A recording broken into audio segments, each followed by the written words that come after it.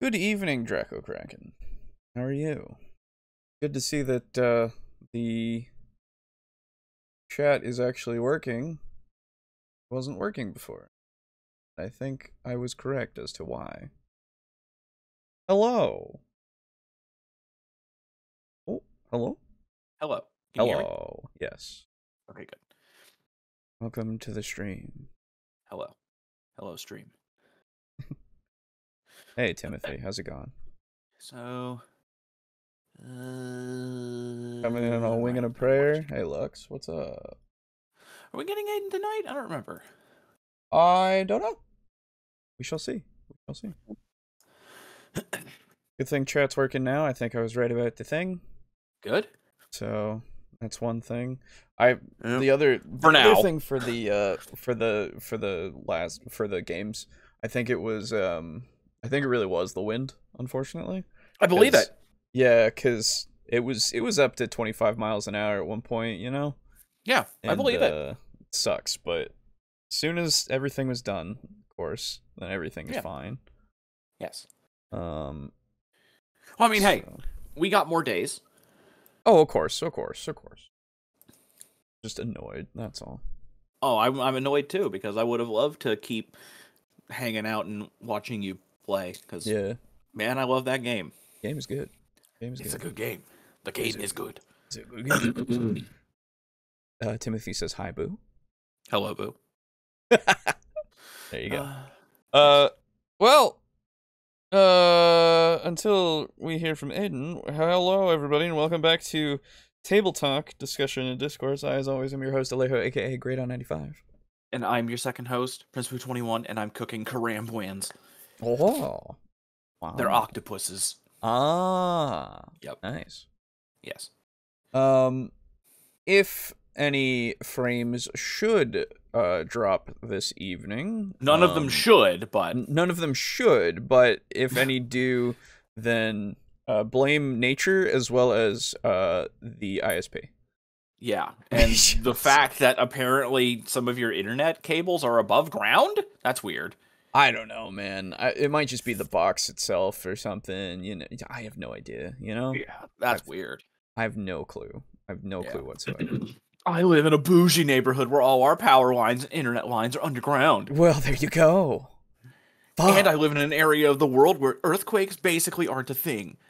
Yeah. So, nah. I used to live there too, and now I live in a place that also has that, I think. Does Virginia have that? Probably, right? What?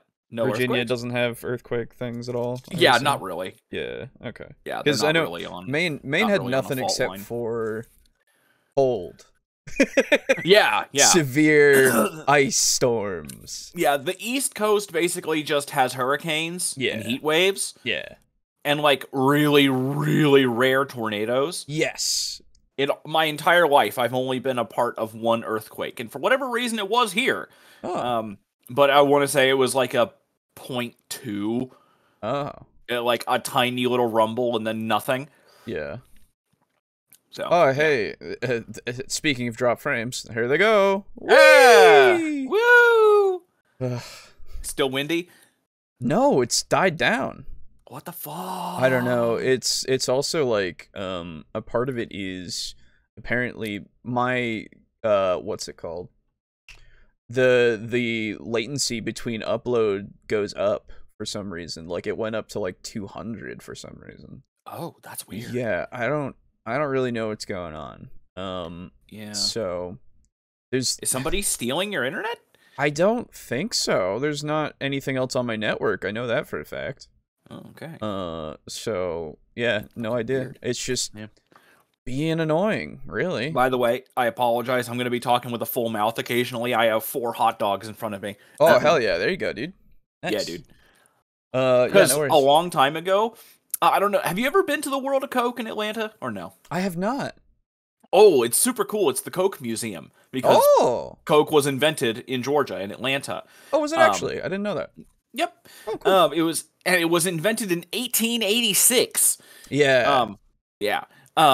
And there's a gift shop there, and they had a hot dog roller, and you would think that it was a piece of garbage because it was from a fucking gift store. It's not. Oh, really? It's actually super good. Nice. Yeah, How it just much was slow it? cooks them. I want to say like maybe $20. Wow. Yeah, That's it's like value. Coke branded hot dog roller, and it's really good. That's sick, man. The only downside to it is that it's not too long, so you can really only do about 4 dogs at Yeah. a time. Gotcha. But yeah, it's super good. Yeah. Good. Oh, hey, internet's good again. I don't know, man. Fuck it. We're just gonna deal with it, everybody. Yeah, Yep. we can sue nature for interrupting. That's true. Yes, we can do that. Yep. Adding humor, huh? Cool. Yeah, we'll see how that goes. I love octopus. Yum, dude. Octopus is good, actually. Looks like nature isn't gonna stand for this abuse. I know, but we let it heal for a little bit. We can give it a little abuse now, right? Nature abuses us all the time. That's true. It has all of summer to do that. Yeah. Oh God, I can't wait for summer again. Fuck. Although to be fair, it is like, it's. I think the low today for here is supposed to be like 14 or something. Damn. Yeah, it's gonna get a little cold. Oh well, there go the frames. It's gonna get a little cold. So I have heat on in my house everywhere, and it's you know, it's gonna be what it is. But man, it's gonna make my electricity bill go up. You know, that's great. What a shame. Yeah. Oh well. So while the internet goes green again, let me do a little bit of announcing. So schedule change. We are going to do a schedule change for the podcast. It's going to become, instead of being on Tuesdays, it's going to move over to Saturdays. Saturdays at the same exact time, 9 p.m. Eastern. So easier for people to join in, hopefully, and stay for long times, right? We'll see how it goes, but it'll work out better for us as well as Aiden, due to job changements. Yeah, changes. And plus makes it so that, at least for me, I'll have a little bit more sleep in me beforehand, so that's nice. So look forward to that. Saturdays we'll have the live show, and then I'll hope to put the VOD up on Mondays, same time as usual, 4 p.m. on Monday. Maybe earlier, I don't know, just to make it so that you can listen to it during your workday. Who knows? But that will be the change for the schedule there. Let me think. Other things that aren't schedule based. After this moving schedule, what is this heresy? I know, right? It's been what? Like we're going up. Once the end of January comes, we'll have been doing this for 4 years total, and then we'll be starting our 5th year. So 4 years, and we're still not even 1,000 subs. I know, it happens. How does it feel? It sucks. Hey, we're at 669 right now, so hey, that's okay. Fair. That's fine. But so the other thing is, right now, if you still want to get the horror logo that we had for this year, it'll be up until probably Saturday this week, maybe Sunday, before the next week is done, is here, maybe into the next week, before the Crimbo Times, because I have the Crimbo Time stuff ready to go. So once that happens, then it'll switch over to the Crimbo Time logo that you can get on the TeePublic store. Let me think. Anything else that I can think of? I don't know. I don't think so at the moment. No. Other than that, just tune in for random streams, you know, game streams, all that kind of stuff. And when we get to, you know, more tabletop RPG stuff, we'll be doing that, and it'll be posted when it's posted. Not sure if I'll change the day that that's posted. I might move it to just Friday, just so it's like end of the week kind of stuff. I don't know. Think about it. But yeah, I think that's all the announcements that I have at the one other thing. We have a Blue Sky account actually now. Ooh. Yes, we actually got in on the ground floor. Well, it's been up for a while, to be fair. So wait, what the hell what's Blue Sky? It's the you know, the original people who made Twitter. like, and had that whole idea of it being like good and useful. Oh, yeah. Okay. Before Fuckerberg got in on it. Oh, way before all of everything. Yeah. Okay. And they left a while ago, and they made Blue Sky, which is basically Twitter as it was. And so we actually college students. Well, no. Oh, was it not? That was Facebook. That was Facebook. That was Facebook. Yeah, that's true. We got our code invite, and there's a bunch of creators up there. Oh, thanks, Xbox. Fuck off. Gave me a notification. No. And let me put it up here. We actually do, if anybody else does have access to it, I don't know who else might at this point. I know, again, as I said, other creators are on there, like Ginny D and Matt Colville, and Seth Skorkowski's on there, and I made sure to follow them. I don't know who else is on there, and I don't know, I haven't done much, but we do have the Blue Sky. It is a thing. It has the post of the show that's going on right now. Cool. And hopefully it doesn't like, oh my goodness, we've got, there are notifications. What's this? Hold on, I gotta check this.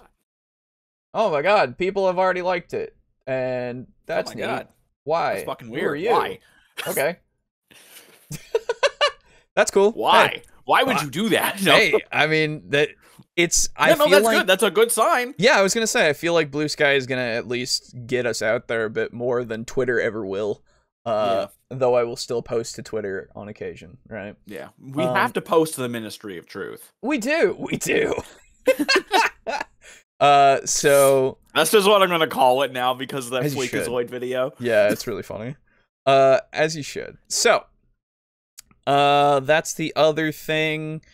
Yeah, that's about it. Hey Alejo, remember when you said to tell your friends last time? I know anyone who would like this. So I told people in a chat room about the show. Hope that helps. Oh yeah, no, that's fair. Hey honestly, spreading the word of the show is just helpful. I appreciate that. Yeah. Maybe one of those subs is from the chat room. Maybe, I don't know. Could be. Either way, if somebody enjoys the stuff, they enjoy the stuff. If they don't, hey, that's fine too. If they enjoy it, cringe. If they don't, also cringe. You're right. Exactly. There's no getting away from it. Yeah, no. Because it's us. That's right. So, let's get on with everything today. So, we are going to be covering two topics today. The first one being from our good old friend, Guy. And man, that pause, he looks just like he's having the worst time. Yeah, we'll see. We'll see. Yeah. Quick tips to adding humor and comedy, Game Master Guide from How to Be a Great GM. Now, the reason that I chose this is, should be quite obvious of adding humor and comedy to your games. Yeah. What an interesting concept. Yeah, because I don't know if that's something that's really ever going to need to specifically be added. No, players and characters are going to do that on their own. Exactly my thought is it will be natural, and if you're pushing it in there, like, sure, you can I don't know. You can have a comedy relief character. I mean, hell, look at Tharnanar. That's basically what he is. Even though, he's got a bit more to him, but yeah. Yeah, exactly. So, like, it is whatever. So, yeah. And I mean, hey, you say that, but you did click on it, didn't you? That's every video, yes. I have to. Yeah. But it's one of those things that it might be okay. It might be we'll see how it goes. I'm scared. We'll I'm scared. Good thing I didn't switch to the weekend schedule to get Tuesday nights off. Wouldn't that have been a gaffe? Oh, Lux, did you actually? Oh, no. That would have been... Oh, no. Well, hey, Lux, don't worry. I specifically built my schedule to have Thursdays off, and now we're playing on Sundays. Yes. So, fuck me, too. Yeah, exactly. Times change, Yep. Guys, it's back. It's not Christmas. That's true. Oh, Guy is back. It's not Christmas. No. Oh yeah. Guy is any time of the year. It's Garibay that we worry about for Christmas. Garibay or RPG Pundit or Garibay. Right. Oh wait, you already said Garibay. Oh my bad. I did. That is the face of a man who knows about humor. True.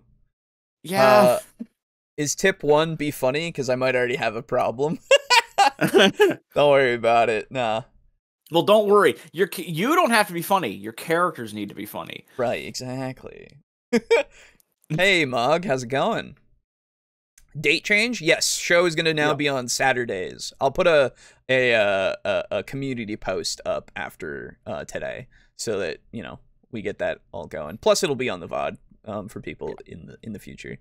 Almost didn't though. Oh, okay, there you go, Lux. Hey. Oh, good. So then it's still just me. Yep. All right. So let's see about these quick humor tips from Guy. Yeah. The time has come. Place your hand within the bag of destiny and choose your fate. But know this, within the bag you may find your death. Now, choose!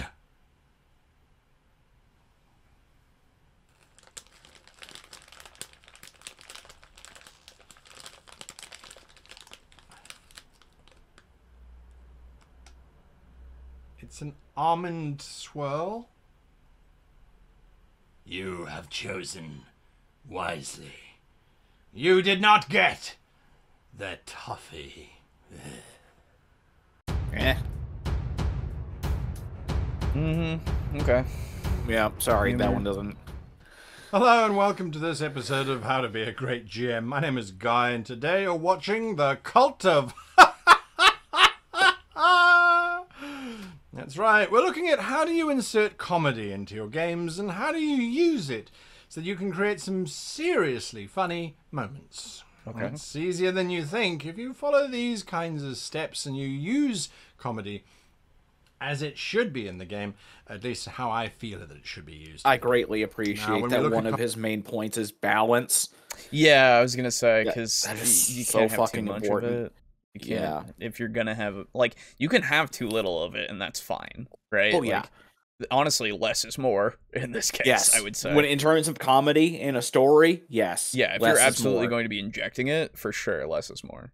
Yeah. Because, there are stories abound of how much people hate comic reliefs in movies because they never shut the fuck up and they never stop doing the jokes. And, like, the other thing is, of course, an intentional comedy that is bad is just, like, pain.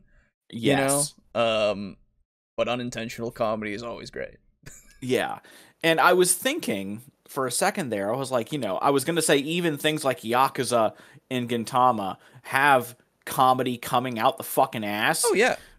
But they have it balanced with serious shit. Yes. I can't actually speak to as much experience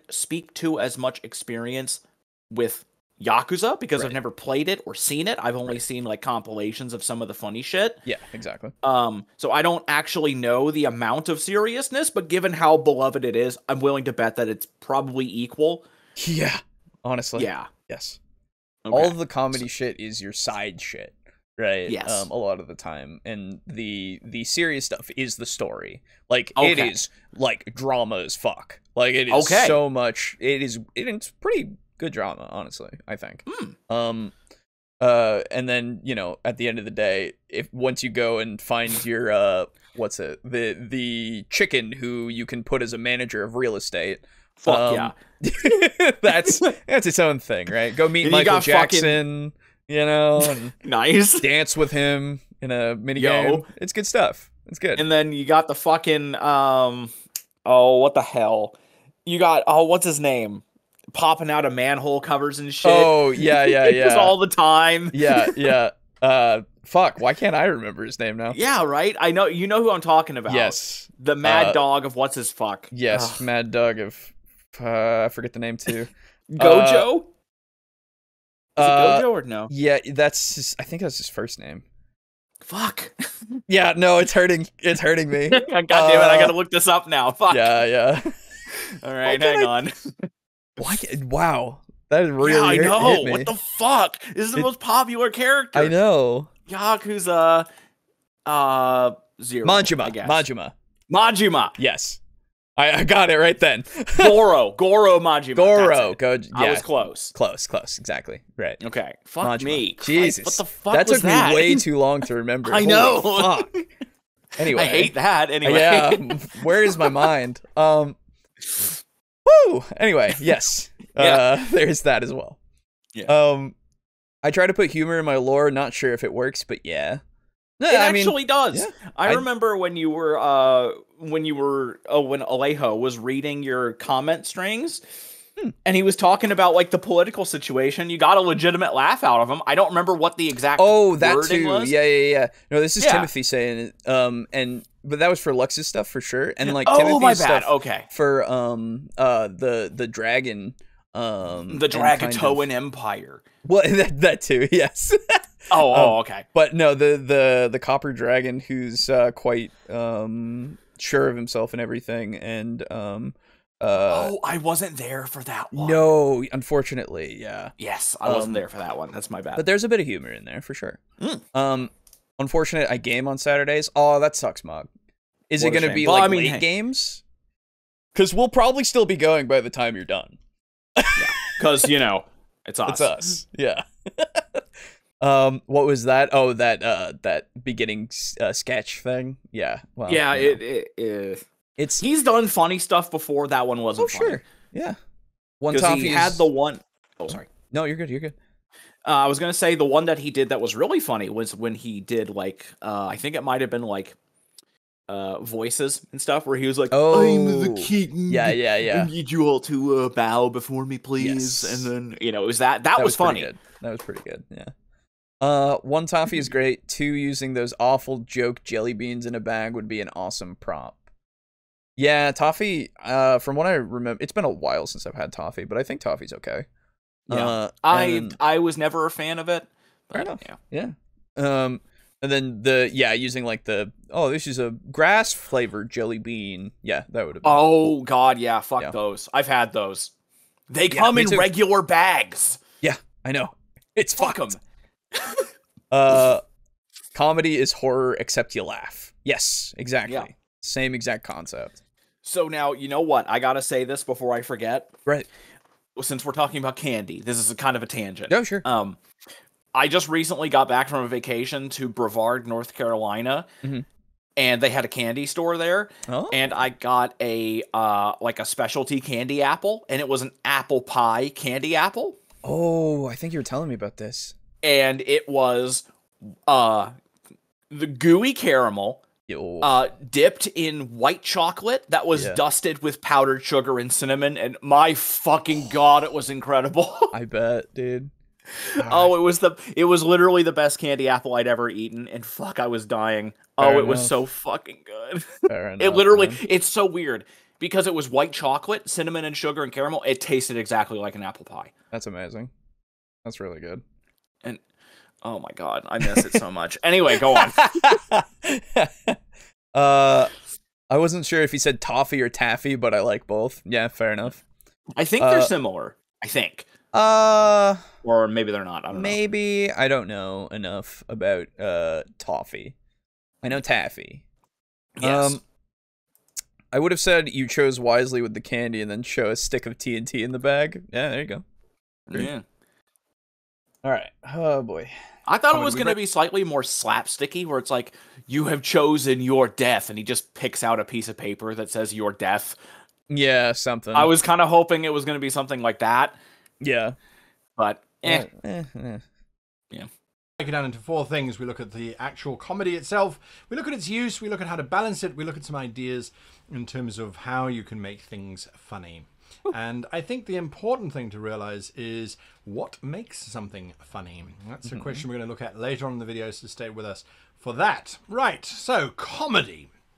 Comedy. What is something that's funny? Well, the bottom line is it's something that you and your group will find funny. So I can't prescribe to you, oh, this is funny or that is funny. Every culture has different senses of humor, and groups within those cultures have different senses of humor, and people have different senses of humor from within those groups. So you're going to have to find stuff that amuses you and stick to it. There's no reason or real option to try and pander to the rest of the group if they have different senses of humor. However, what do we mean by humor in terms of our role-playing space? Well, when I'm talking about humor, I'm talking about unexpected or surprisingly light results from a fairly serious situation. We're talking about, and that's the bare bones of humor in terms of how does it work. The characters are in a situation they think is going to have a disastrous or a negative outcome, and suddenly it has a humorous outcome. It has a light and unexpected outcome. That's one situation. Yeah.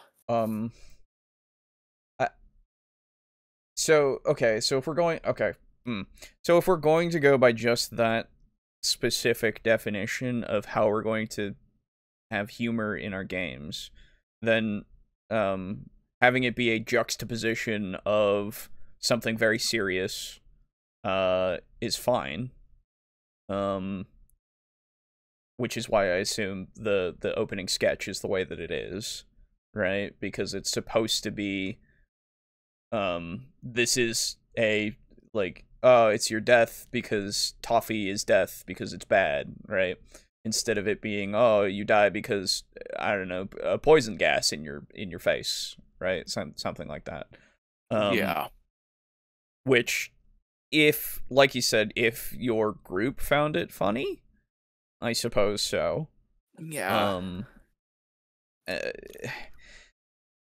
It's not really a joke. Yeah. Really? Like, I don't know. Yeah. As something that, like, jokes have a structure usually, right? And you can go by a structure and to make something funny. That is and I guess the structure is, this is not at all what you expect. So it's kind of more of a random thing, right? Well, so here's the thing. Right. Jokes, there's a common misconception that people have, and it's something that people say that they don't really understand.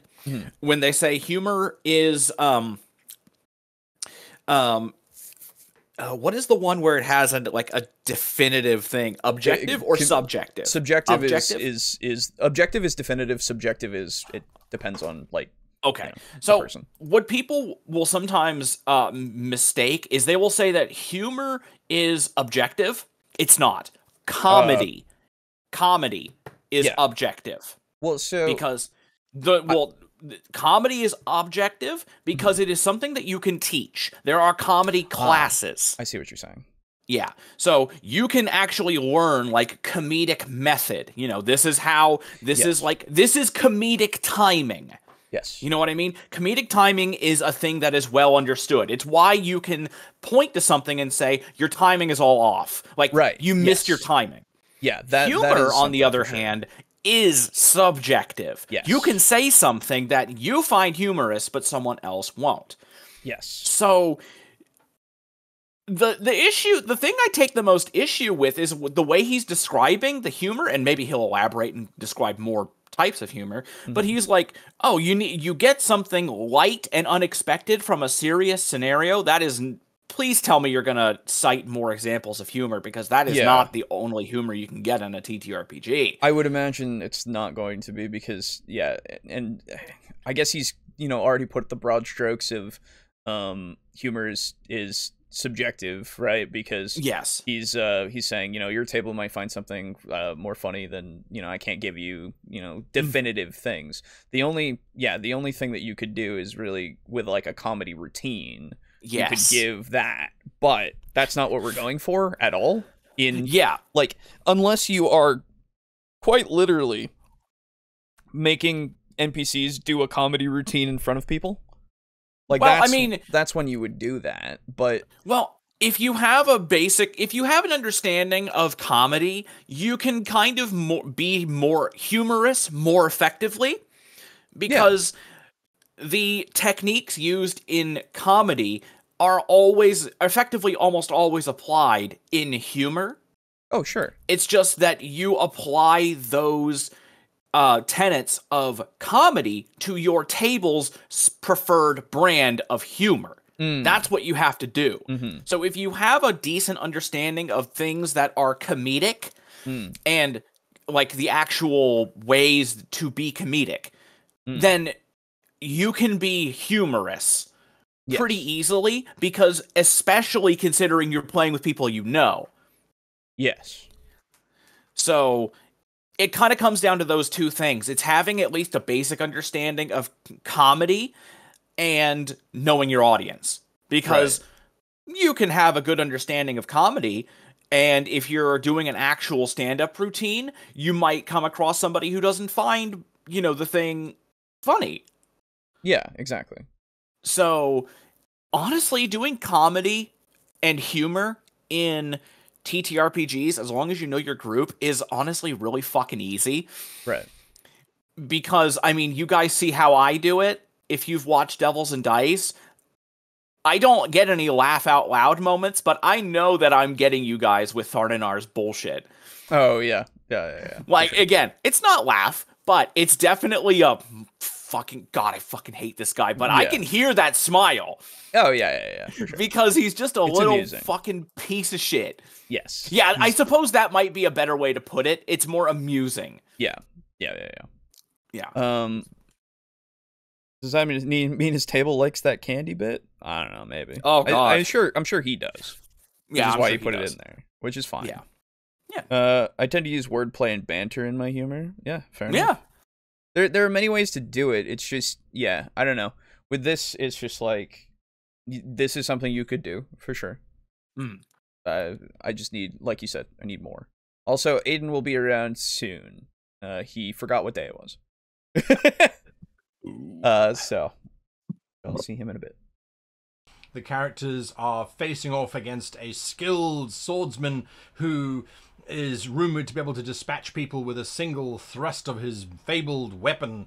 They square off against him. They're all dressed in their nightshirts because they were sleeping, and he snuck into their room and he pulls out a tuna, a small tuna, a baby tuna, a little tuna-shaped blade. Okay. It's a moment of humor. The players might go, sorry, what? Yep, he pulls out a tuna and it sits there going, whilst he holds it. It seems to be alive. He's literally pulled out a wet fish. Okay. The party might find it funny. It's yes, juxtaposition. You expect one thing and it is something else. Oh God, please tell me. Please go into more, please. This is hurting me, and I don't do the best humor. Fuck. I'm not funny. I just do things sometimes and people laugh, right? But like being born a manlet. Hey, no. Oh. Sorry, that's a mean one. It's fine. Join the club. I forget what day it is all the time. Oh, you're good. Yeah. But like, it's too. just this is verging into that territory that is like, oh, it's random, so it's funny, right? Yeah, that's like, where. That's the one where it's like, okay, it's what we're in 2023. Now, to be fair, when did this video come out? I didn't actually write that down this time. Let's find see. it. I'll just open it up. Okay, yeah. Other tab. It's loading. Come on. YouTube is throttling people who use ad blockers now instead of just making the videos impossible to watch. Cool. Yeah. I mean, hey, at least I can still use the site. 4 years ago. So 2019. Okay, 2019. Okay, we're well past then. Like, yeah. LOL So Random was... That was like 2002. Yeah. Right? Like, sure, it can be funny sometimes. I'll give you that, right? You hit me in the face with it when I don't expect it. It might be funny. A lot of the time I just go, Yeah. But like there needs to be more to it. That's taste. Yeah. I would say that's so. The thing. It's very simple, I suppose. Is the way that I would say. And like simple isn't necessarily bad. It's just I need more. Yeah. Now, I will definitely say that I have moments where I'm laughing at absolutely ridiculous, stupid shit. Sure. And I will openly say, God, I love stupid humor. But this, I feel like this is even lower than that. It does feel that way. Because this genuinely kind of feels like you're throwing a dart at a wall and just seeing if it sticks. Exactly. Random. And just like it's coming across like the person is like, oh, I don't know how to make this funny. Looks in the dictionary. He pulls out a tuna and looks around the table. Was that funny? No? Okay, well, he's got a tuna now. You know, it doesn't work. Right. And like that would be so in like a movie, I can see that working, right? Because like even that scene that I just described is actually somewhat humorous. Right. Because you've got the person trying to make people laugh and failing so miserably at it that is funny. Well, that too. But like even like parody movies, those existed, like fucking Airplane, okay? Yes. Fucking Airplane. Fucking Airplane, man. Right? God. I could see that being a joke in Airplane, just, you know, not as overt, I suppose. I think it was. Might have been. I seem to remember there being a fish in there somewhere. It's been a while since I've seen the movie, to be fair, right? Yeah. And Airplane's funny. I like Airplane. It's pretty funny. And it's a lot of stupid fucking humor, and it's a lot of like replacement and juxtaposition. Absolutely. Yeah, there's the scene with the guy standing in front of his desk in that particular pose, and it's a picture of him right next to him in the exact same pose. Yep, it's exactly. Fucking great. Yeah. And so, it's so stupid. Yeah, and like, it works on the screen in front of me because you're showing me this visually, then I can go, oh, look at that. That's like a visual gag. Yeah. Right? I can go with that. With this, you're describing it to me. Yeah.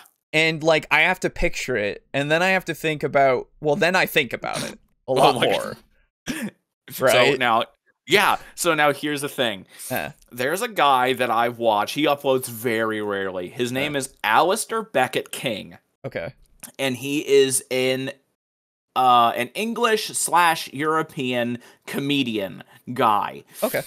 And he does these little sketch videos, and one of them is, like... the names of seashells make really good slurs. Oh, God. Where he's like, you're a knobby trident. You know? Yes. Yeah. I got you. You're an arenaceous helmet, you know? And that's a real seashell. Yes, I know. And what he did was he did a video, and I think the title was Memes Don't Work on Radio. Oh, okay. Where it's an old-timey radio show host reading and describing memes. Yep. And it's like, there's a man and there's a couple walking down the street, and another woman is walking past them, and the man is looking at her very aroused, and oh man, his partner, she does not look happy. You know that. You know that. Exactly. Meme. I know exactly what the meme is, for sure. Yes. So it is exactly that. Yeah, the reason why I find that funny is because he's making fun of it, you know? He is that character doing that, and that's funny to me, rather than he's telling me what the meme is, and I find the meme funny, right? Yes. So, like... You're laughing at the ridiculousness. Yes. And the fact that it's not working. Yes. You wouldn't be laughing at it if that was what was actually happening to you. No, I would get bored real quick. Because the most important thing with that scenario is that you have the context. Yes. You know the meme. Yes. So him describing it and him laughing at it is funny because you know what he's trying to get across, and it's just not working. Yes. Context is very important, for sure. Yes. Context is very important in some comedy. Yes. Again, which is why... Sorry. No, you're good. I was just going to say, which is why something like this kind of joke would work for Airplane, a movie that you watch this happen, and then you watch as people realize what's going on, and then you go, look at that. Whereas, again, you're describing this to me, and I have to now visualize this all coming together, and there's something that's lost there, because it's not just presented in front of me for me to get that, I guess, shock value, quote unquote. Not you exactly don't get the that, but it has to be a visual thing. Yeah, at least in this instance. Visual, for sure. The thing that I was gonna say for context in comedy. Yeah. In Animaniacs, a long time ago. Yes. I don't remember the episode. I'm very sorry. So I cannot give you any information on this. But there is a point where one of the boys, I know there's Wacko. I don't remember the other one. Yakko? Okay. I believe Yakko And was telling a guy, they were like standing in a hallway, and God, I don't remember the exact wording, but basically Yakko was like, "Oh my God, you're acting exactly like so-and-so does." And then the other guy's like, "I don't know who that is." And what Yakko says, "Oh, well, it doesn't matter. If you knew him, you'd be laughing." You know, it's that. So the character doesn't get the joke. We don't get the joke, but he does. So it's funny to him. Yes. Yep. But without that context, it doesn't mean anything to anybody else. Yeah, because like another example of this happening all the time is Mystery Science Theater 3000. Yes. Good stuff. Very Good funny shit. stuff. Yes. But a lot of the time when they make their, at the time, more current references, right, to people and places and things, if you're not aware of that, it just sounds like they said something. Yeah. And that's it. And it's like, oh, that was supposed to be funny, right? That was okay. That was a joke that went over my head. Yes, it's dated humor, exactly. Yes, right. Like so, something like that. You know, when you don't have the context, will make it so that you don't get it and you won't laugh at it, right? Now, again, not to say that this wouldn't work. Like this scene that we are painting in front of this group of people. At the table for I pull out a fish wouldn't work necessarily, right? Because like it's exactly like you're saying. We need to be able to see it, because I can actually point to a scene where this happens, where it works. It's not exactly the same scene, but have you ever seen Monty Python and the Holy Fucking Grail? Yeah, exactly, yeah. And the knights who say knee. Yep. You must chop down the mightiest tree in the forest with a herring. And he whips out the fucking herring, and you're not expecting that shit. And the situation's already fucking crazy and funny, and it works. Yes. Because it's the same thing. Yes. Almost. I think the other thing that, for a TTRPG especially, you gotta have the tone be set, right? Yes. You gotta have it be set so that stuff like this will not feel out of place. Because I guess that's one other thing of like how this is coming across for us right now. We're not in that tone. It's not that place that we're experiencing this. It's just, this is a thing that you are putting in front of your players. And I go, okay. Yeah.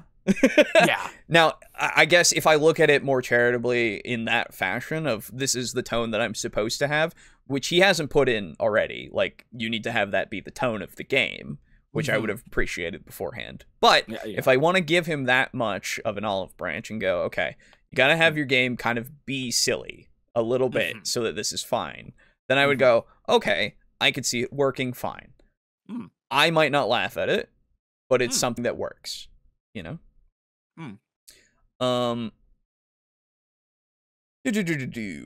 It still has to work with what's going on, even if it's random, if that makes sense. Yes, I would agree. Context matters. If you don't know what's being made fun of, it's not as funny. Right, exactly. Space is warped and time is bendable. Yes. Max wants to come in and go crazy. I don't know. I believe it was Wacko with that joke. Oh, it was. Okay. Either way, it's been a while since I've seen the Animaniacs, so I couldn't tell you. Same. I saw it when I was little and when it was new, and that was it. Exactly. I saw it a bit. I didn't watch it religiously. It was just one of those things that was on occasionally. And I heard it was fucking good. Yes. Oh, it's good. If I wanted to, I could go back and watch it now and probably laugh a bit. But I don't know. I thought, as far as I had heard, the new like reboot that they did for 2020 was pretty good too. Yeah, that's what I heard. I didn't hear anything bad about it, which thank God. Yeah, exactly. So hey, anyway. You can certainly tell it better than I can. But by building up their expectation of terror and suddenly you pull out a wet fish, it becomes funny. Because it's now funny, we can now use it as a tool. Well, so here's the thing. You've now said that it's funny. Yeah. You've now established that this is funny. What if it's not funny? Yeah, that's kind of an important thing. Right? Like, you've established that this is what you want to go for, and I respect you for that. I understand what you're going for. But what if it doesn't land? Yeah. Actually, Like, I guess we'll get there, maybe? I don't know. But so you know what? I actually have a slight thing to input here. Mm-hmm. A long time ago, when we were still playing Devils and Dice, we did the Giant Village, and yes. you did all the shit with Riri and all that. Yes. I found Riri to be funny. Mm-hmm. And it seemed like you guys really loved his spells, and I was very proud of. Yes. Yeah, I think I was very proud of the spells being, received well.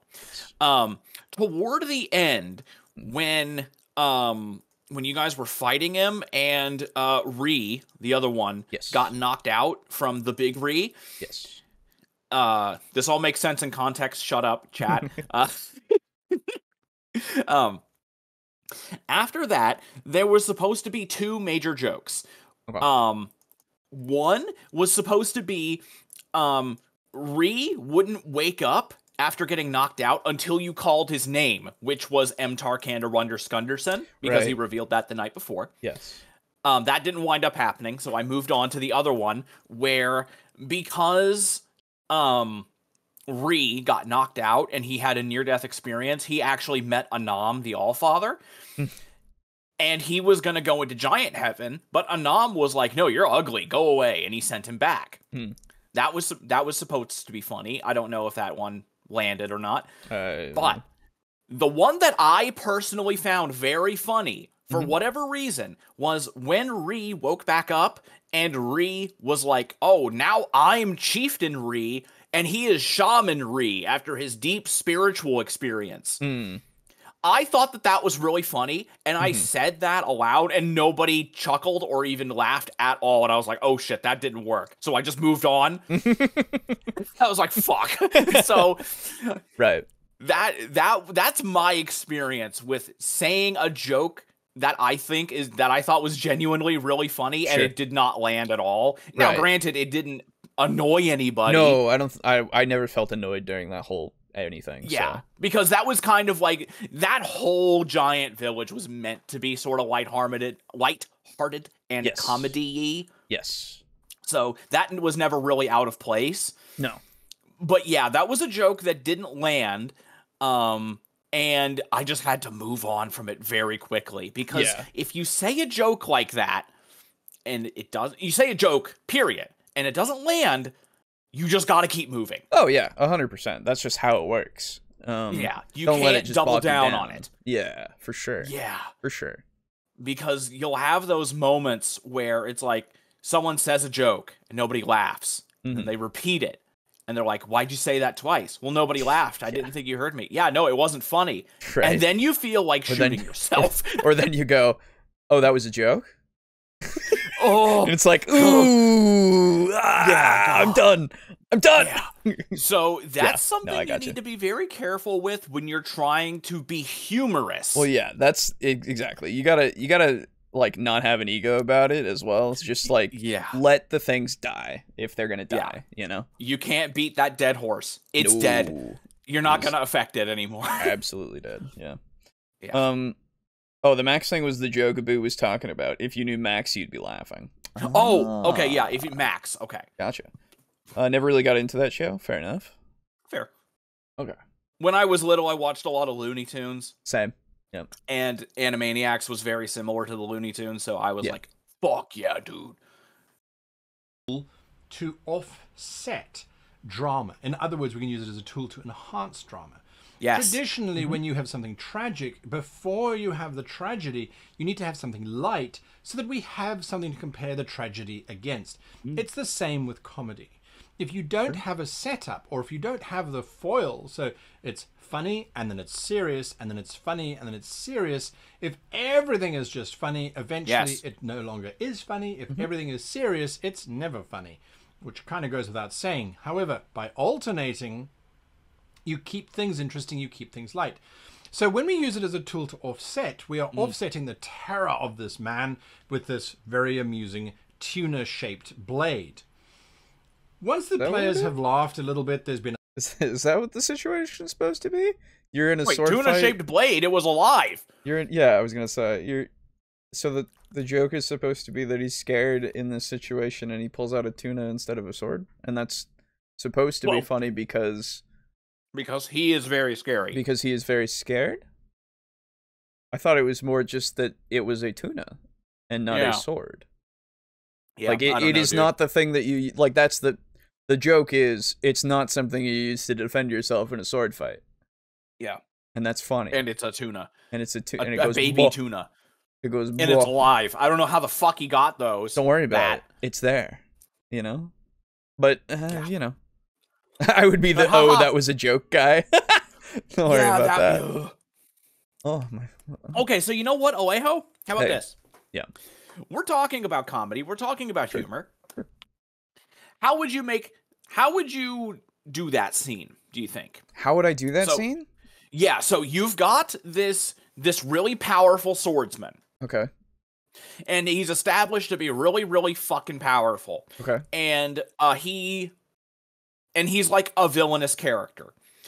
Okay. We'll change the whole situation with him breaking into their room at night and ambushing them. Sure. How would you have a scene with that character be funny? Okay, what would you do? He's a powerful villain who is good at swords. Or, okay, let's not say villain, because that makes it just antagonist or just a guy. Okay. So he is a powerful swordsman who is in this situation where he is outnumbered, I assume. Okay. Now... So it can be any situation. We're getting rid of that. Okay. So that way you can build whatever you want. So, I would do it. You could keep the same exact premise of he pulls out a tuna. Sure, that's fine. Okay. I could see that being fine, but my problem is it wouldn't become funny. It might be funny, but it wouldn't be intentionally something that I would be like, oh, this is a funny thing. I would show the skill of the swordsman. Of he beats the group with the tuna. Yeah. Okay. So, you know, he's just slapping them silly, basically. And so it's more just slapstick humor. Yeah, honestly, at the end of the day, it would just be he's slapping them so hard with the fish, and they're like getting discombobulated and shit, and falling on the ground, and then just like discombobulated. Yes, discombobulated. You know, and so it would just be like you see a bunch of highly trained guys that are just getting taken out by a fish wielding man, right? Which so could be funny, but also it just adds to his ability to fight, right? Yeah, so this is giving me very strong Jack Sparrow vibes. Yeah, oh sure. Where, you know, he's running through the port city and, you know, maybe like he's being chased by some guards and he's like this legendary dude and he's been disarmed somehow. Right, yeah. And then the only thing he's got left is to grab a fish. Right, yeah, sure. Exactly. And so then you have this cool moment where he is establishing how good he is at fighting, and he's still beating them with a fish, and it's funny. Yeah, it can be funny because of the situation, for sure. Okay. It's less me going, look, that's funny because it's a fish. And it's more, and it's not a sword. Yeah, and it's more, look, this guy is very skilled at what he's doing, and he's trouncing them with a fish. Yeah. Right? Or trouting them with a fish. God damn it. Hey, how's it going? We're talking about comedy and fish and swordsmen. We are talking about fish. Also, if you are speaking, cannot hear you. Yes. Can you hear me now? Yes. I have a green ring. There we go. Yes, you do. Yes. Hello. Fans of the show, would you believe this travesty? These two would have just let me continue as I was. Wouldn't have messaged me. Wouldn't have given me any warning. Days we should do that. No. I think the call is a message enough. That would be fucking the thing that I let ring for about, I don't know, 2 to 3 minutes. Yeah. Oh, no. I mean, like, get Aiden in here, and then we can't hear him, and we're just, like, occasionally responding to him that we can't hear. Oh, yeah. And nobody can hear. Just humor me? Yeah. That would be a fantastic bit. Yeah. Yeah, no, it'd be pretty good. It would be pretty good. You're just mute for so long. Just so long. Be pretty good. How you doing, man? Been a bit. Yeah, it's been a while. I am doing well. Very, very busy today. Like, now is the first time I've had a moment to, like, sit down and breathe and not be driving or doing chores. And you know, my bedtime's in 3 hours. Yeah. Excitement abounds. Fair enough. Timothy says, "Hi, Aiden. Looking good." Hello. Thank you. Feel good. Yeah, the new little profile picture for him for the holiday spirit is here, and so he's I that love shit. it. Yeah, I'm glad. It looks really good. I'm glad that it came out well. Honestly, like I messaged like 3 other artists, and they all were very much not anywhere near that. Honestly, like they were bare bones more so, and I was like, "Fuck, this sucks." So I didn't ever show you them ever. Because I was like, these just suck. Oh well, spend money on it. Here we go. So I got you that one. Yeah, we are currently talking about comedy, adding humor into your game. And so far the example has been, man who is a swordsman is in a place and has a fish instead of a sword, a tiny baby trout. And that is funny. A swordfish? No, it's a trout, a baby trout. Oh, it would. Fuck, yeah, that swordfish would have been better. funny. Yeah, swordfish would have been better. Fucking damn it. Yep. No, exactly. But no, it's a baby trout. Now, it's like Monster Hunter. Yeah. You fight with the swordfish and you swing it by the sword. Yeah, why not? That's funny. Or you grab a shark and you're like ramming mouth at people. So this is the thing, right? Like, you can have these situations where you can make this work, right? But again, what he's presented is just, this is the situation. The man is terrified he has a fish. And I go, okay, that could work, but I need more context. Yeah, as we have stated. So, but so far, we've moved on to now using comedy as a tool to offset like drama and other things, which we're like, yeah, of course. Yeah. So I don't know. It's so far, I mean, mixed bag, but we're all right. Yeah. Nothing egregious. Nothing really too much. Yeah.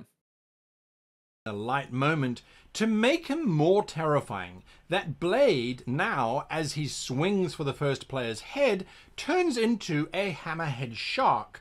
And so now the attack is no longer being hit by a blade, it's now being a bite attack by a shark, which if it succeeds does a significant amount of damage. The next turn, he pulls back, the blade turns into a minnow. Or perhaps it's a stickleback. And he'll take that blade, and then he'll throw that stickleback little fish at one of the players. If it connects, it burrows deeply into the player's skin, then turns into a pufferfish, expands, blows out of the character's chest, falls onto the ground, turns into an octopus, and crawls back up to its master's hand, where it then... So, like, that's cool. Yeah, that's cool. Like, this was... Okay. Humor? Yeah. Like, this is just like, oh, this guy's got a cool sword that like knows how to use. I guess he's got a fucking shape-shifting sword. Yeah, that's awesome. And the inherent humor, I guess, is just that it is a fish sword. It is not a traditional sword. Yeah. Okay. It's a living shape-shifting sword. That's fucking awesome. Yeah, it's cool. The humor is that it is silly. Well, yeah. But really, I can't quite get over the real but funny. Oh, we're not there yet. We'll get there. We haven't even reached it. I don't know. Yeah, we're only in tool to offset right now. Yeah, I don't know how, like, we're off. What are we what the fuck, guy? That's terrifying. Well, that's the thing that I'm thinking of more. It's like a horror thing of, like, this guy can transform his fish to just start biting you and everything and then blow out your fucking chest with a pufferfish. Like, yeah, I'm seeing it as a gory fucking cool thing. Like, that's it. Imagine if this guy had a fucking whip that turned into an electric eel. Yeah. Hits you, you have a fucking heart attack. Literally. it'd be cool stuff. Like, all hail Aiden, king of comedy. There you go. You're king of comedy now.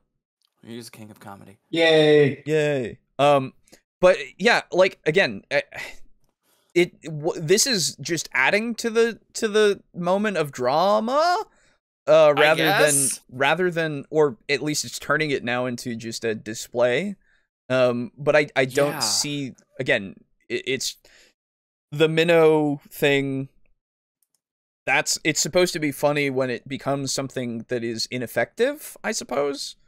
But it isn't ineffective because you've now noticed that it fucking, like, becomes a shark and shit. Yeah. So, is it supposed to be the initial, like, shock of, oh, he pulled out a fish and not a sword? Is that really just what we're going for? I think so. Okay, that's fine. Like, because again, like we were talking about before, Jack Sparrow fighting with a fish to show his skill and everything. I can see that being funny because he's just trouncing them with a fish. Yep.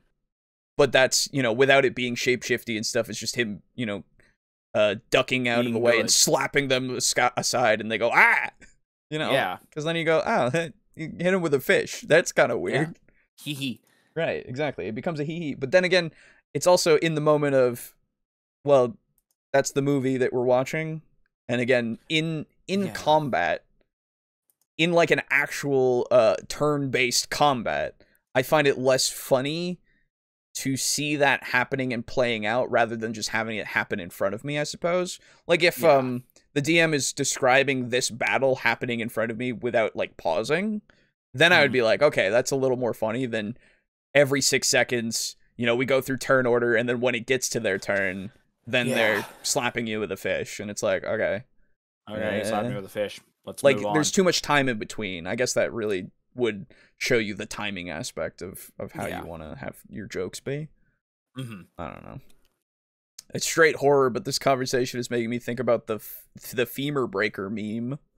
Femur breaker? I don't know. It's horrible. More useful than funny? Yeah. Oh, yeah. No, this seems incredibly, like, again, useful and skillful rather than fish. And hee hee funny. Oh. And turns into a porpoise with a purpose. However you want to do it. So you're juggling around the craziness with the seriousness. And if you ever drop a joke and people don't find it funny, make it serious. So when you pull out the fish, if no one laughs, now you can make it the most deadliest weapon out there. If people laugh, that's fantastic. You still make it the deadliest weapon out there, because then it becomes far more memorable, because we were laughing, then we were screaming, then we were laughing again.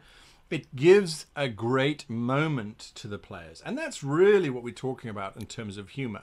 We're lightening up the game a little bit. It needs to be real. I suppose. That's the other thing.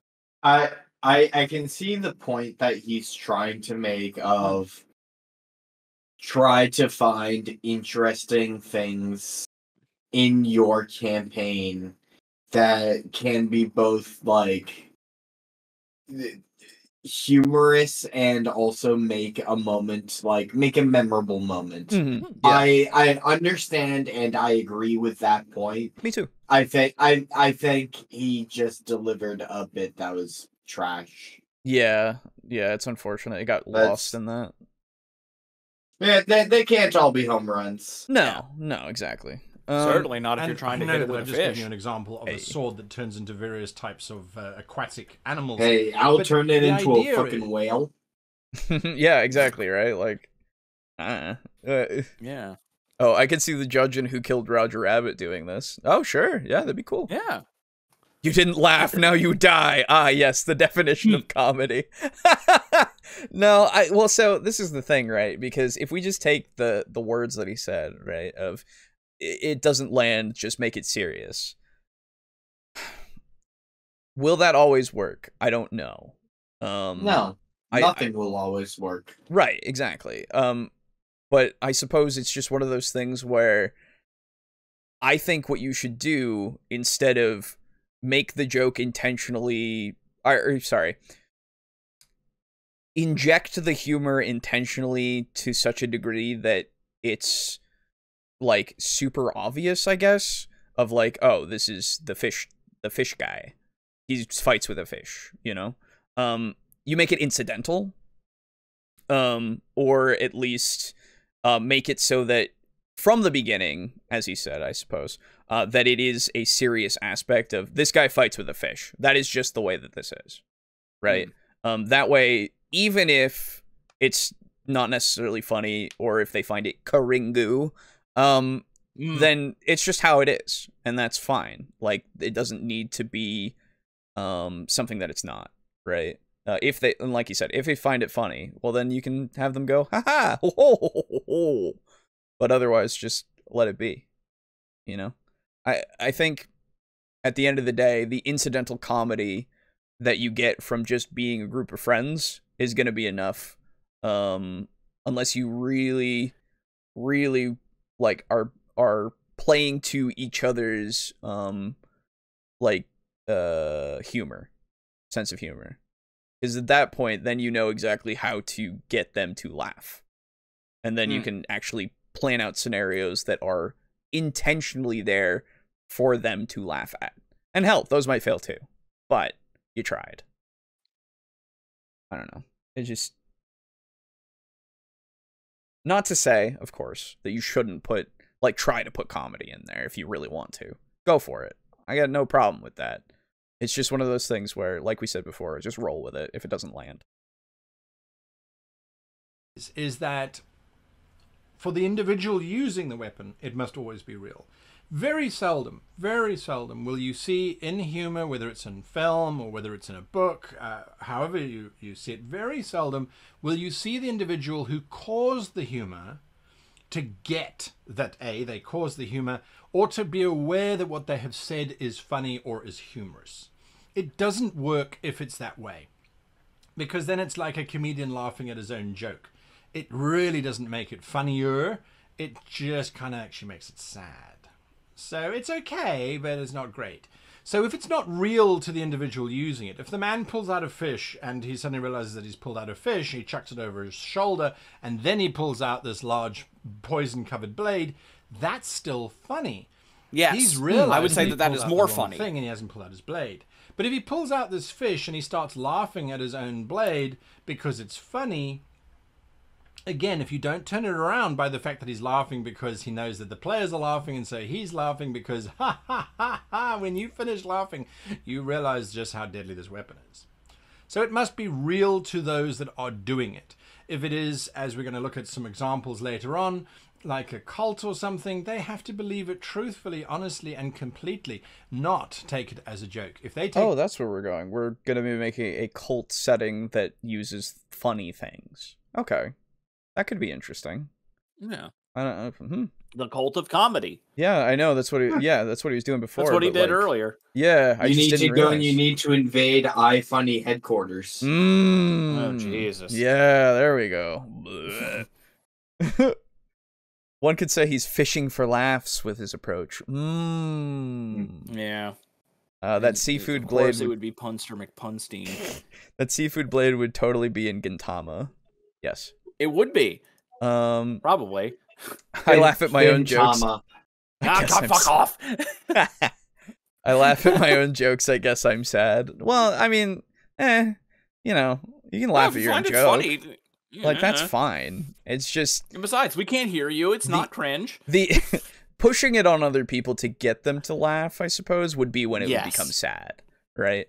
I can find it's the whole please clap. Yeah, exactly. That kind of stuff. Bad.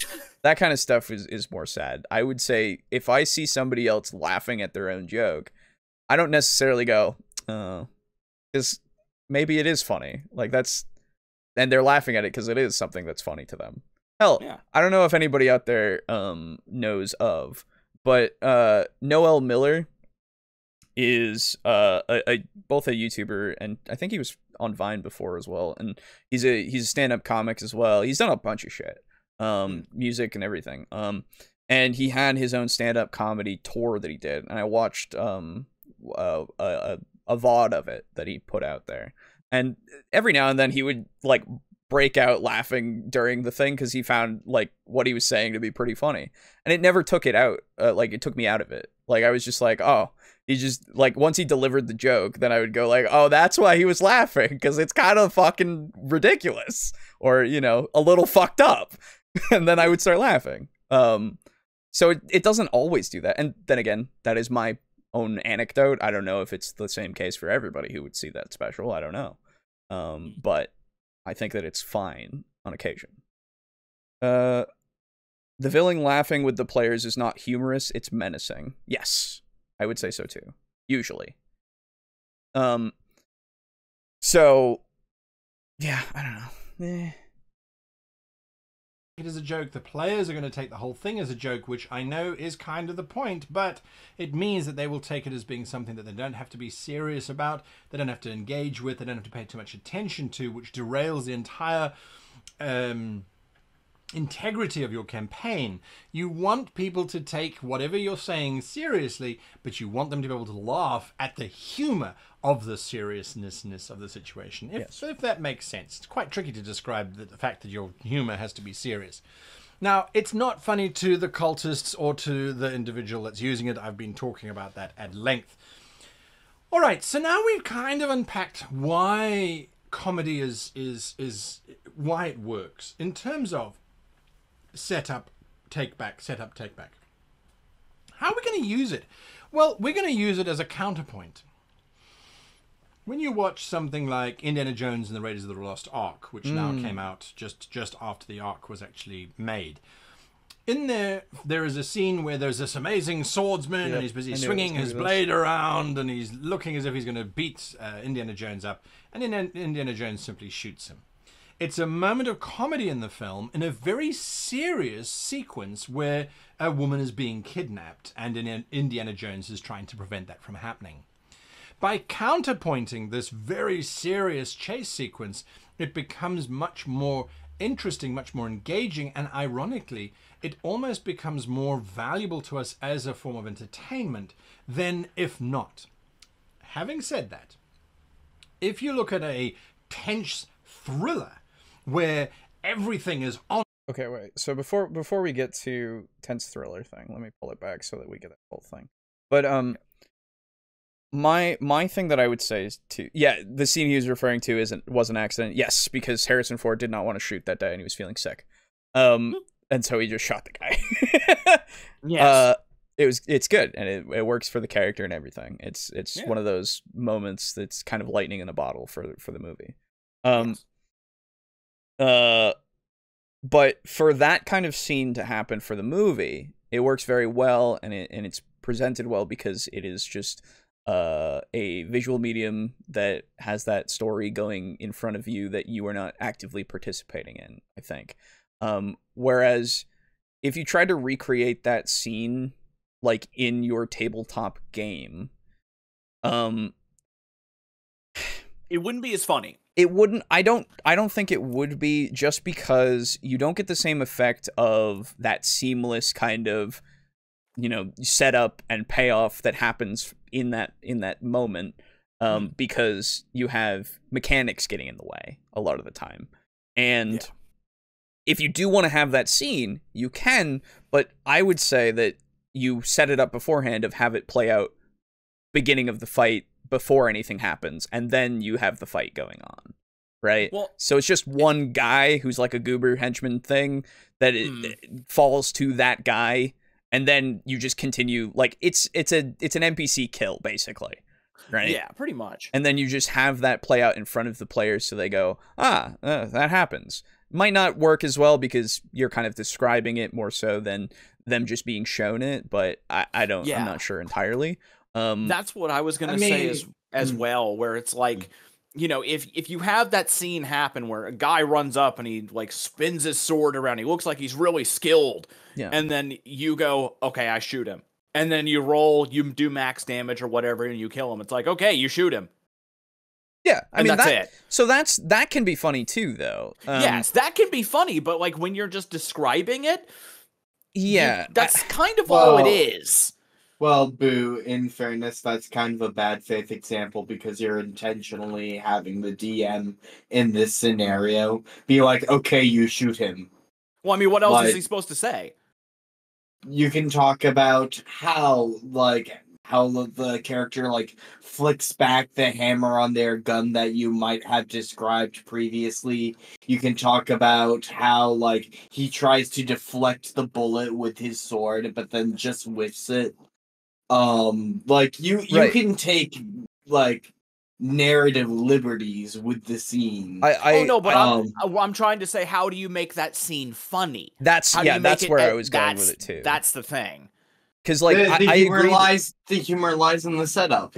I mean, look at when fucking what's his name, Strahd, in the campaign that Alejo and I played. Right. When Strahd like fucking jibbed himself, or no, when Strahd got jibbed by Yulon. Yeah. That was fucking hilarious and a super memorable moment. And it was all because of a flub of the dice. Well, I think in that moment, actually, I think there's a couple of things that added to that were more meta, because it was me rolling it out and then going, oh, and then me looking up the tables that I had and like going to those specific, oh, this is the kill table, basically, and you know, that's happening there. And then I started to describe, oh, you see that he sticks the sword through one of the bats, and then you see Strahd like is on that sword, and then just he falls and is paralyzed, right? And I think that also is like there's the juxtaposition of, oh, that's supposed to be Strahd, right? He's supposed to be the big bad, and he's there, and then he gets fucked up, and some like cosmic coincidence has happened, and I killed the boss, quote unquote. And like, not to say that me giving that description is not the same as what you're saying of like setting it up that way. What I'm saying more so is that situation is kind of funny all on its own, effectively. Well, yes, but also that I think that because of the grandeur of that enemy and the one who did it being the NPC that I had, that being the big thing. Whereas with the scene that he's talking about and the scene that we're referring to of the goober henchman guy who is like super skilled with his sword and then gets shot, that one works better just as something that you just say. Well, really what you would just say is that he just gets shot. Wait, hold on. Is your point that because what I've been interpreting your point being is you saying TTRPGs are a poor medium for memorable moments. What? Not no, what? No, that is not at all what we're saying. Then why the fuck are you spouting off about the gun? Who cares about the gun? It's just an example. So we're going. I'm using it as an example because Guy is saying that, and essentially he's outlining the scene where Indiana Jones shoots the guy with the sword in is that Raiders? Yes, it's Raiders. In Raiders, and you know that's a funny scene in that movie because the guy comes up and he like twirls the sword around, and it looks like the whole scene is set up to where it's like, oh, you're gonna get like a cool sword fight out of this, and then the scene is anticlimactic because Indy just fucking shoots him, and it's inherently funny because of that. It is funny because of the scene being in the movie. You get to see it, you know, and it's pretty slapsticky in that sense. It's subverted expectations, yes. Yes. And so what I am saying is that scene is less funny in an RPG because if you describe that scene, it's going to be basically just like a character moment where it's like a guy runs up to you and he like draws his sword and he like twirls it around and stuff looking for a fight. And then your character goes, well, I'm just going to shoot him. And then you shoot him and then you kill him. It's like, okay, you shot him and you killed him. Okay, what is your point with I'm saying that scene doesn't translate funny. It doesn't translate into a TTRPG very well in terms of humor. That's all. I think that it's memorable for sure. Yes, I think it is memorable, but it's not memorability is completely fine. Not at all what we're arguing. What we are saying is that it is less humorous because it seems more badass for the character themselves to have just taken out somebody incredibly skilled right off the bat in the beginning of the fight without them being able to do anything. It would be seen like, sure, you could see it as funny potentially, but it is less comedy coded rather than this is a fucking cool ass moment. Yes. You know? And it's absolutely memorable, but it's less to do with it being super funny, right? Yes. So that's all we're saying. We're just saying that that scene doesn't translate very well in terms of comedy. It's not one-to-one for comedy, for sure, I would say. Was Guy saying that the Raiders of the Lost Ark is a great example of TTRPG comedy? Or no, was he's he saying no, he's he saying just brought that up. moment is a good sense of comedy. And I think this is just another example of Guy bringing up a bad example. No, I think it's a good example of comedy. It's a good example that he can use. No, it's a good example. Yeah, okay, whatever. I clearly am on a completely separate page from you guys. Well, I'm trying to figure out where you are. I'm trying to understand. Where are you? Yeah, I'm just trying to understand. Just leave it and let's just continue. Well, okay. Interesting, much more engaging, and ironically, it almost becomes more valuable to us as a form of entertainment than if not. Having said that, if you look at a tense thriller where everything is on a knife edge and there is no room whatsoever for a joke or for a moment of laughter, that's a different story. And there, to break it with something like that, whether it's slapstick comedy or it's a turn of phrase, I don't think is going to be helping you in terms of telling your story. It might actually break your players out of it.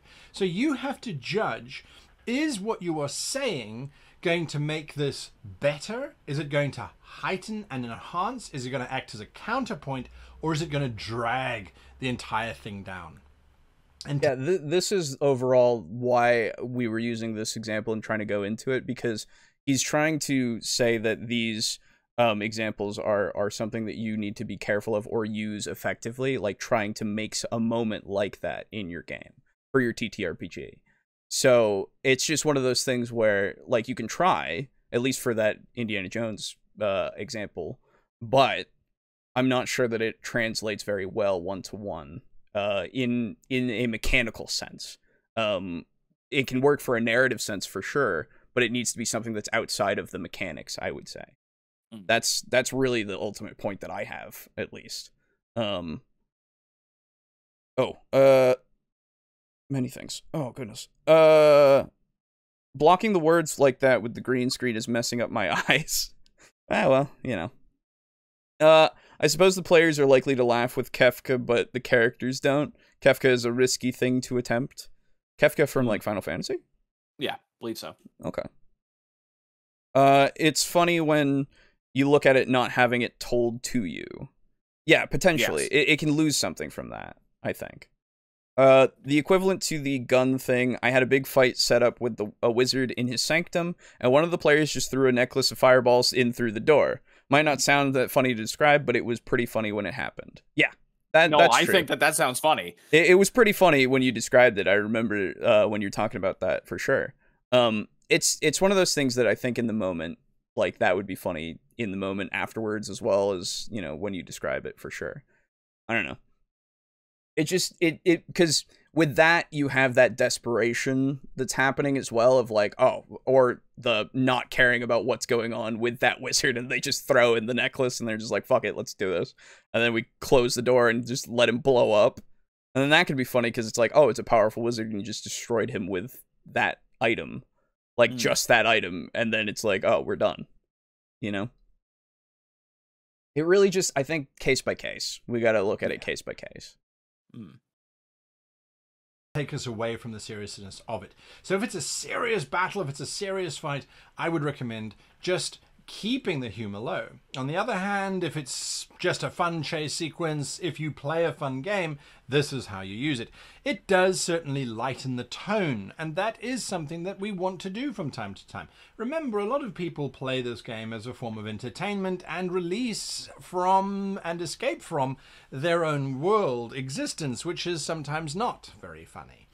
So by having a lighter situation, by making the game that much more entertaining, people might respond better. It's, again, entirely up to your group. Some groups don't like comedy whatsoever. They want it to be serious. That's fine, adjust to them. But occasionally, a little bit of humor now and then helps to make the seriousness more serious, because we know what it's like when it's not serious.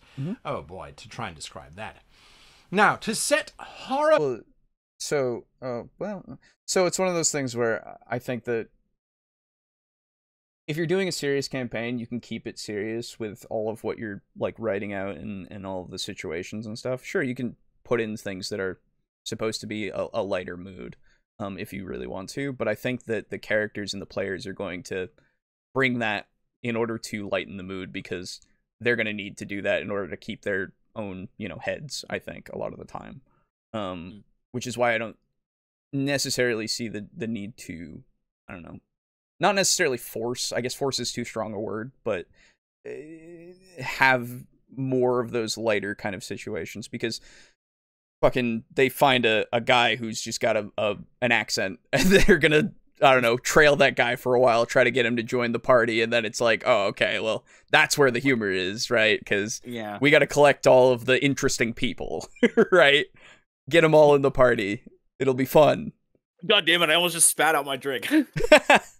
But like that, or like, oh, look, it's an animal. I gotta have the animal in the party. Whatever it can do, we're just gonna get it. It's there. Yeah, I don't give a shit. It's an animal. It's a pet. Yeah, exactly. Like, it's that kind of aspect that I think brings in those lighter tone to a serious setting a lot of the time. Plus, if the DM is not good at telling jokes, that might also bring it down. Well, for sure. But it's one of those things where I wouldn't say don't try, right? I would say absolutely, if you want to attempt to, go for it. But I think that you don't need to rely on it, I suppose. Yeah. Tone. What do I mean by that? No, seriously, what do I mean by that? No. What I mean by setting horror tone is that horror traditionally needs to be offset by something. So if something is horrific, if there is blood on the walls and there is death everywhere, in order to make that glasses of more semen. horrific, God damn it. Fuck. if you have a lighter moment beforehand or a light moment in that space, you can sometimes break up the tension and cause the players to invest more. So the horrific scene, and then you describe how the player steps onto an eyeball and can feel it burst with that fluidic sloshing sound as they step onto the eyeball of the dead priest. That's horrific. The players might have a different relationship to the priest. They might have discovered that the priest was an evil individual. If, as it bursts, it splatters out onto a book, causing the book to open up to a paragraph that says, "Thou shalt not splash," that could be a moment of humor where the players then will smile, laugh, and carry on with the show. So it's entirely up to you. And of course, it's always fun.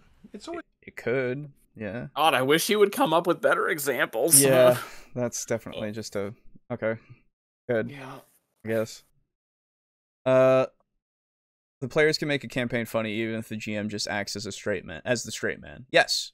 Yeah. Well, that's the thing. You present, like, if you have a horror scenario like he's presenting, and then you just give them a normal fucking room, just something very normal, they could make it funny. Yeah. Right? That's why I think it's just more, if the players want to have a funny moment, then you can just rely on them for that on occasion, rather than, you think. Hell, you could do it unintentionally by slipping up your words when you're talking about, what somebody's saying, Yeah. Like, somebody could catch on to that and then just be like, oh, I'm sorry, what'd you say? And then just have it be a little bit that happens, right? Like, anything can happen during your role play. So, I don't know. Again, not saying that you can't try. I'm just saying you don't need to try very hard, I suppose. Yeah. It's fun to try and add in humor, but not force it. Never try and force it. Agreed. So we need a balance. Humor must be balanced. It can be funny, but it can be dark. It is very seldom that the outcome of a humorous thing has any real value. So if you are having that splash of the eyeball, if you're having the fish attack, the humor side shouldn't have much value in terms of mechanics, in terms of gameplay. The game should still play out, physics should still apply, etc., etc., etc. Don't suddenly suspend the rules because you're being funny. Oh, sure. On the other hand, too much of it and it becomes dangerous. You get a farce. Players don't take anything seriously. Players simply think the whole thing is a stand-up joke.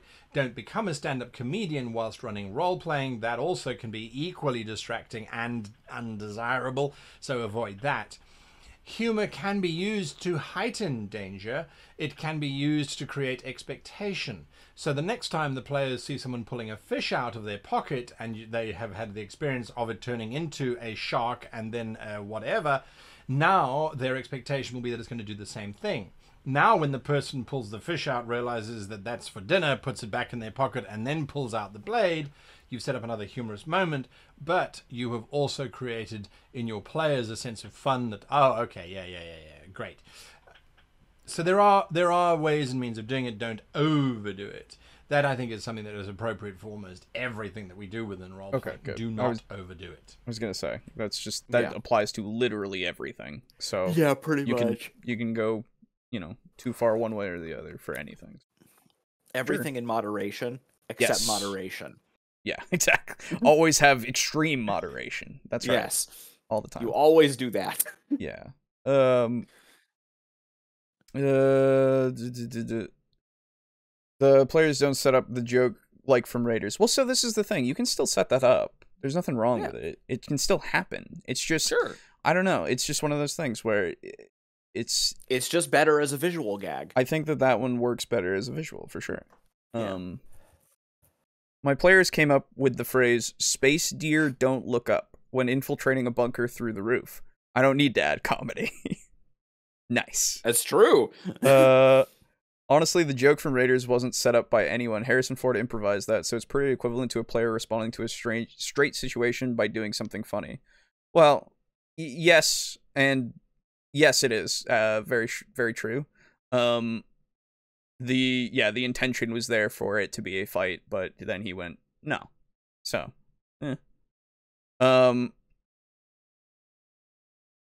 Finally, some ideas. Students out of their depth.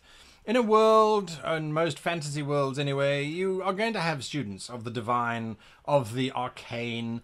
You might have a young ranger who is still learning how to be a bear cub and lose, so there are many, many, many ways of using the learning side where the characters themselves might be learning, and so you're going to make it fun. I had a group that encountered a cult of students who had decided that learning was the biggest enemy to students, and so if they burnt and destroyed all of the books, they would be much better students because there wouldn't be anything for them to learn, so they would pass their exams. It sounds crazy, but it was based on some real-life politics from my home country, which, yes, does boggle the mind. In the game, it became very fun. They were able to use those students to gain information for the mission that they were on, whilst laughing at the ludicrous nature of the students. The students later on proved to be a valuable asset to them because they engaged with them. But there was, as I said, laughter. Guards are always a source of humour. I took an arrow to the knee. We know that joke. It's been around forever now. They said gods. It is also a space. I heard gods as well. Oh, really? Yeah. Yeah, they could gods. Too. There's nothing, nothing preventing. But sure. Yeah, I mean, they could have taken an arrow to the knee. Yes, they could have. Fucking. That's. God.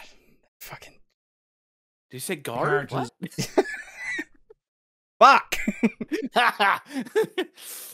Are cornered, they've said something stupid, or they've done something stupid in the presence of guards, or guards have arrived and they have not escaped. It always happens, does it not?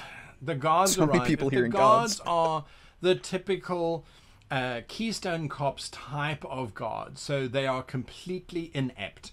They go about things the wrong way. I always think of Stan Laurel and Oliver Hardy when I think of gods in terms of being these bumbling idiots who basically don't really know what's going on. Fuck, there's something in the background there. Yeah, I was just gonna say, what is that a little dog spearman? Nice. Yeah. Okay. I guess so. Sure. It's walking over the table, which is cool. Yeah, a little mascot gonna show Okay. up and be like, "Hey, I've got merch." Okay. No, probably You not. watch. Nah. He doesn't do that. It's just gonna be. It's gonna be some kind of advertising. I doubt it. I doubt it. We'll see. Honestly, I feel like a better example of comedic discourse between foes would be the Princess Bride. Oh yeah. Princess Bride has some good ones for sure. Yes. Taking an arrow to the knee is Nord slang for getting married, and I suppose there are gods who got married. I didn't know that. Really? Wait, is it actually? Apparently. Aiden? I've never seen anything in game reflective of that being true. But Is it real life stuff? Maybe. I mean, like ball and chain, sort of. Yeah. Like maybe, I don't know. Because I just know you're a resident Elder Scrolls expert. Yeah. We're going for definitely maybe. Okay, I'll accept that until proven otherwise. Set some very vicious captains and some very, very, very good inquisitors, and you're now starting to create a wonderful juxtaposition that makes your captain and inquisitors seem that much. Fuck, you were right, Boo. I was right. God damn it. It's not anything that's it's not merch, but it's some form of advertising. Well, it's probably going to be like a Patreon or something. Yeah, probably. For those in the audio version, there's literally just a little character who's just saying stuff about something about supporting him and stuff. It's just it doesn't matter to the video at large. Yeah.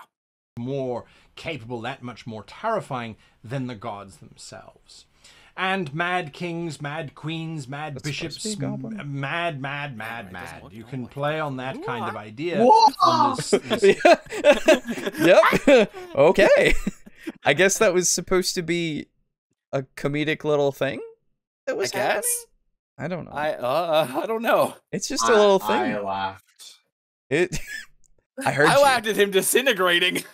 He ripped apart atom by atom. I don't know. It was just a thing that was there, and I was like, okay, yeah. You've distracted me, I suppose. Yes, thank you.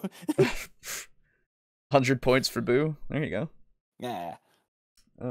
Insanity that pervades through, oftentimes with power. Excuse me. It allows you to really explore the options and to have some fun with it. Not everybody should be mad, and you should certainly restrict it down to just the bare bones. So we're advocating for Mad Kings to be a source of humor, which could happen for sure. I'm not saying it can't.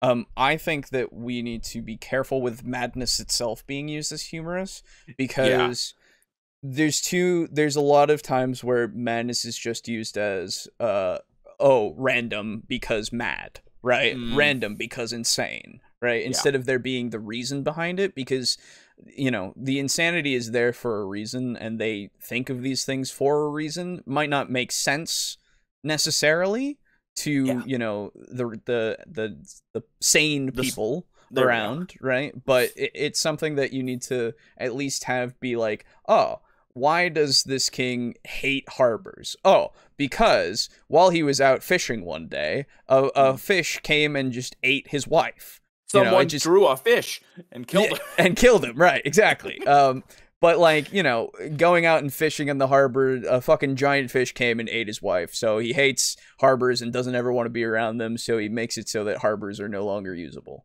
I don't know. Fuck it, right? That's something that you can use as a reason of why he is incredibly upset towards harbors and does not like them at all and wants them all destroyed. There you go. There's your Mad King. Yeah. So fucking, I don't know, man.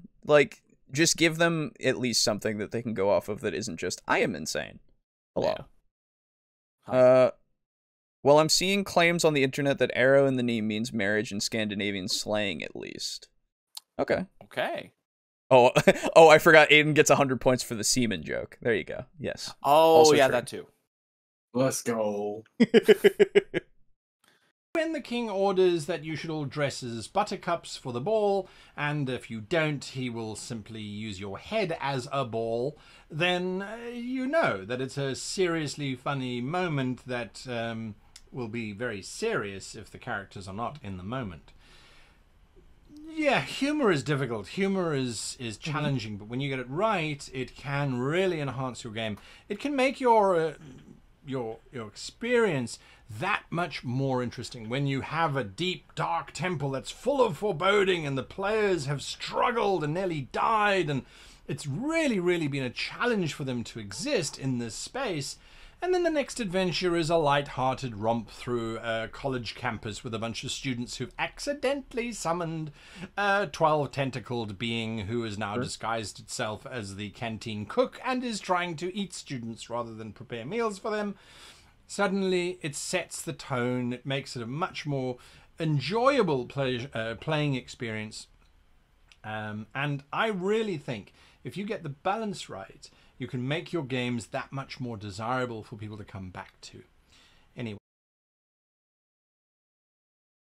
Sure. It works. It can work, yes. for sure. What was I gonna say? You know, you don't have to do it as one-to-one of having the second quest line, quote unquote, right, being that necessarily. I mean, it depends on what you want the tone to be overall, I would say. Yes. Though again, it does sound like it might be two different like campaigns in general. I don't know. I suppose I would need more context. The thing that I was thinking about with that he was going to go for, of like the foreboding dungeon that everybody has to struggle to survive in, right? And then, you know, you get to the end, and I was thinking from the messenger, that one lich guy, that you get to the end and you find the lich, and he's just like this little tiny guy who's just like short. He's just a really short guy who's like doesn't look that menacing at all, and he's just like, oh, you know, and he just goes, like, oh, and he's just like, oh, you made it. Just kind of timid. Yeah. Oh, you made it. And like he's really powerful, and he's like a threat, but he's like, oh, but hi. Oh, well, guess we're doing this. I'm gonna fight you now. Yeah, you know, well, get ready. Like, you know, like you can have that big juxtaposition for sure. Might not be that funny. Might be, you know, just a thing. But I thought that's where he was going, of just something that would be juxtaposing that situation rather than it is that serious the whole way through, and then you get the other thing, which also can work. I don't know. This is what we did before the internet. Someone just told you something they heard, and you spent the next 20 years believing it. True. Humor is difficult. I can tell, guy. You're having a hell of a time with this video. Well, so he's got some good stuff in there. Yeah, no, he does. Let's be entirely fair. It's not bad as a video. I just think there are a couple of examples here that are a little But overall, like, this could work as something that you could use to kind of get ideas from and everything, right? Nothing wrong with it. It's just, you know, there's a few things in here that I go, okay. Yeah. Wait, what are your thoughts on humor? Do you try and add in humor, or are you a purist and you want your world to be black and white and serious thriller? I don't think anybody horror? does. What a weird thing to say. Okay, no, okay. Type of stuff. How do you do it? Let me know below. I love reading the comments as we can learn and share from one another. It's fantastic. I want to give a shout out to my Patreons before I go. You guys really do support the channel, and you do make it absolutely possible. So I thank you to each and every single one of you. Until next time, if you are looking for a table, if you're looking for a group to play with, RPG Table Finder is something to have a look at. RPGTableFinder.com is a app. It's a website that our very own Web Goblin put together specifically so that you could that's what that find was. other players out and about the world. So for online play or The a Web cool Goblin. location around the table play, have a look and So the YouTube algorithm. also let us know what you think. We put in a lot of effort to make sure that it really does work for what we wanted to do, and it is of course free to use. Until then, I wish you and yours the very happiest of gaming. You are next to draw your destiny. Oh, no. No, not you. Not you. You didn't hit the like button. Wow. You are next to draw your destiny. No, you didn't hit the subscribe button. I don't want you. Go away. Go away. I am the next to draw from the bag of destiny, for I hit the goblin bell, so that I can be alerted to future videos as they come out. That's fine. I draw from the bag. Another almond swirl. Okay, good. I was hoping that he would actually eat it. Hey. It was the same one as before. Well, you know. I guarantee you. Well. So that way he didn't have to sacrifice 2. Yeah, you never saw where the other one went. It just went away. Yeah, because he just cut away from it. Yeah. So he probably only had the one. I mean, or overall, used the one. Yeah. Overall, that video's fine. Yeah, it's fine. It's just kind of Yeah, I think it's exactly. Yeah. It is just No, Kai, I don't like black and white mindsets. Thanks for asking. Well, yeah, that was the thing, right? It's I think it's just a weird thing to say, but I feel like he just means like you don't try to have that kind of, you try to keep everything just play in the it dead same serious. Yeah, in the same kind of, which is weird to put purist in there. Yeah. I don't know. It just seemed weird as wording, but I don't think it was meant for anything more than that. Yeah. So I don't think it meant anything more by that. Yeah. What did you mean by that? You didn't. What do you mean? Oh, you didn't. Oh, okay. Oh, you meant nothing. Oh, all right. After that video, I sure do hope my comment for tonight isn't a slaughter. Well, don't worry, we're not done yet. We'll be getting to a second video soon. But for now, it's a midpoint. Hey. Yeah. Let's talk midpoint things. All right. So, while you're talking midpoint things, I'm gonna refill my water. I'll be right back. Sounds good. So, hello out there, all of you people with your things and your stuff that you do. Would you like to support the show? Oh, you could. Wow, that's crazy. We have a couple of ways of supporting us. In fact, a few, not a couple. Couple is 2. We have a few ways to support us. You can support us in general just through a lovely little PayPal link and all this kind of stuff. You can find a lot of the stuff that you can use to support us over on our website in the Support Us column here. That being Patreon, Ko-fi, merch shop, donating to us directly, the humble stuff, and of course our custom dice set that is still out there for you to get a set of custom dice if you wish. Now, specifically, we have, as said, a Patreon and a Ko-fi that you can join in. Both have the same exact tiers of support as each other, so you would get the exact same rewards. And that being said, of course, a big thank you to our patrons. That being in our tier 4s. Draco Kraken, Mog Zero, Rick aka Unit Rico, Slazer, and Steely. Appreciate you all. Big thank you to all of you for the tier 4 contribution. And of course, a thank you to Crimson Rose Armok, aka Lux, in tier 2. Thank you. And thank you to our tier 1 contributor. Little as $1 a month, you can join either the Patreon or the Ko-fi, or you can just, through the Ko-fi, just donate directly or through the PayPal link. Everything will be in the description for links that you can go and check out. Other than that, go over, for right now, until the beginning of next week, you can go and get both the current logo, as well as the horror logo that we had for this year. This will be gone beginning of next week, and it'll be replaced with the Crimbo logo. Oh boy, holiday times, because that is actually already uploaded and ready for me to just hit activate. So, nice. Go and check this out, and it will be announced on the next show when the new logo is out for you to be able to go and get. Might as well remind again, shows will now be on Saturdays at 9 p.m. Eastern Standard Time. So not this coming Saturday, but next Saturday will be the next week's show. So you got a little bit of time before then. It'll be quite a long time between then and now before you get another show of the main podcast. But, you know, stuff in between, as always. And let's see, what else? You can support us also by going in the link in the description and going and clicking it, and it being the Humble Bundle link, that when you click it and go to the store, anything you buy, if it be a just a purchase through the store itself, or getting one of these lovely little bundle things, you can use the link to support both us as well as Tabletop Alliance, who is a charity that has a link in our description as well, so you can go and learn about their charity works that they use tabletop games and such to do.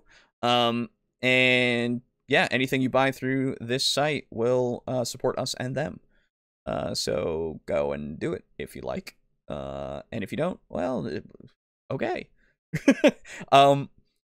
There's still this 5th edition mega bundle if you want Kobold Press books and other cool ass 5e books, and looks like different character sheets and such for some things. As well as I'll be right back, guys. Okay. As well as a VTT pack, looks like. I don't know what for. It does not tell me. Oh, maybe it's... Oh, it's maps and tokens. There you go. So, yeah. A lot of cool stuff here. If you would like it, go and get it. It's only around for 3 more days, so it'll probably be gone by the time the VOD comes up. Sorry, VOD viewers. And audio-only listeners, for sure. And hey, if you're out there right now and you want to follow us on a social media thing of your choice, you can go over to Blue Sky if you're a part of that and follow us there. That's crazy. We also have a Discord that you can join in as well. And yeah, I mean, up to you. You know, follow just the YouTube stuff, obviously, as well. But Discord is where we're most active, and we're not even that active. So I don't know, join us. It'll be cool. Yeah. Other than that, I think that's it for that stuff. Oh man. Let us move on. Once I get this shit set so that I can click that off and make it so that we can move on. There we go. Okay. So next up is a video from Dungeon Craft. Okay. This video... Oh, that's a V. That's not right. I want Control V, not just V. Why D&D 6? Shh. We're not done. So this not done is... here, bitch. This is... Why... Oh, no. Oh. Why 6e should eliminate skills. Episode 135 of his What in the thing. fuck? I don't know. Oh, what? Is it so you can fucking make all your goddamn rooms the same difficulty again? I don't know what this is all about, I'll be honest. You walk into a room. There's goblins there. How many? D20. 20 goblins. How much health do they have? 20. How much? What's their AC? 20. Fuck you. God damn it. I'm not sure. So this video, I want to say, was before 1D&D was even announced. I want to say. Because he's saying 6e. Right, so. Exactly. And I don't know exact dates at the moment. So, oh damn it. Uh-oh. I must protect my ego by setting low expectations. Oh well, you know. So I don't know where this is gonna go. Okay, I don't know either. I have no idea why we would eliminate skills from Dungeons and Dragons. Okay, if anything, more skills is what I want. Yes, exactly. I want skills to be more important. Yes, I would like for them to be more specialized, as they were in the previous editions. Yes. Now, I think that the current system for 5e's skills is fine, right? It is manageable. There is nothing... It is acceptable. Yes, it is streamlined enough. It is easy enough to figure out and play. Nothing super wrong with it. It's just not as specialized as it used to be in, say, 3.5, right? Yes. And the complete removal of it makes me just think, okay, so we then get rid of skill challenges. We get rid of, I suppose... bards, effectively. Yeah, like, what does it become, I suppose, is my big question. What would skills be instead? Like, what would the mechanic be? Alright, Alejo? Yeah. There's a locked door. Okay. I need you need to open it, so I need you to roll skill. Well, so here's what I think would actually happen. It's dexterity, right? You would just just do stats. God. Ugh. Right? No. Now, I'm both okay with it and not. Because I hate it. Because of that specialization quality. Because even with 5e's simplistic skills, you still have proficiencies. Yes. Right? You still have the expertise. bonuses. You still have... Yeah. Like, there's still things that let you specialize in specific skills. And certain classes have certain skills that they have access to have those proficiencies. Even though you can use any skill with any class, it still makes it so that there is somewhat of a specialization, right? Yes. Bare bones as it may be, it is still there. So what we're doing instead is just removing the words of acrobatics, of athletics, of all this kind of stuff, and just saying, I just have this stat, and I have the proficiency, and I just add it to the stat. Or you don't even do that, you just have, I just do the stat. Yeah, God. Which, it's like, I don't see why. Why do we want to abstract it even more? Well, so... I could see it simplifying the game even more and making it go faster. But why? What's the purpose? Yeah. Right? Like, it's already so simple. It is streamlined as hell. Like, as all hell. I think that it's perfectly adequate the way that it is. So you wouldn't even be streamlining it. You would just be lining it. Well, take out the stream. I suppose. But yeah, it just I don't know. It just doesn't make any sense to me as to what it would improve as a change. Yeah. So I am very eager to hear what this absolute buffoon thinks. Why? I'm willing for it to be a good argument. It's going to be a very uphill battle. Extremely you're gonna have to really impress me and have a fantastic take if you want me to be because you and I both love RPGs that are skill based. Absolutely.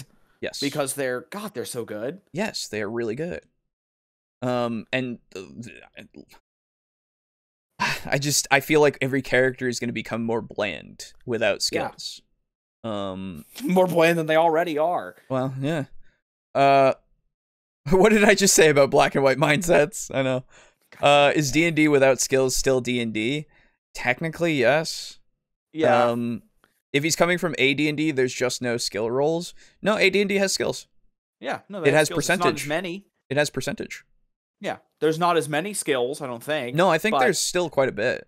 Oh, are there? Oh, I think so. I remember looking at the 2E skill book, or 2E book. Character sheet. And seeing that there are a lot of skills. And I'll make double certain, just so that I'm not speaking out of my ass. A, D, and D.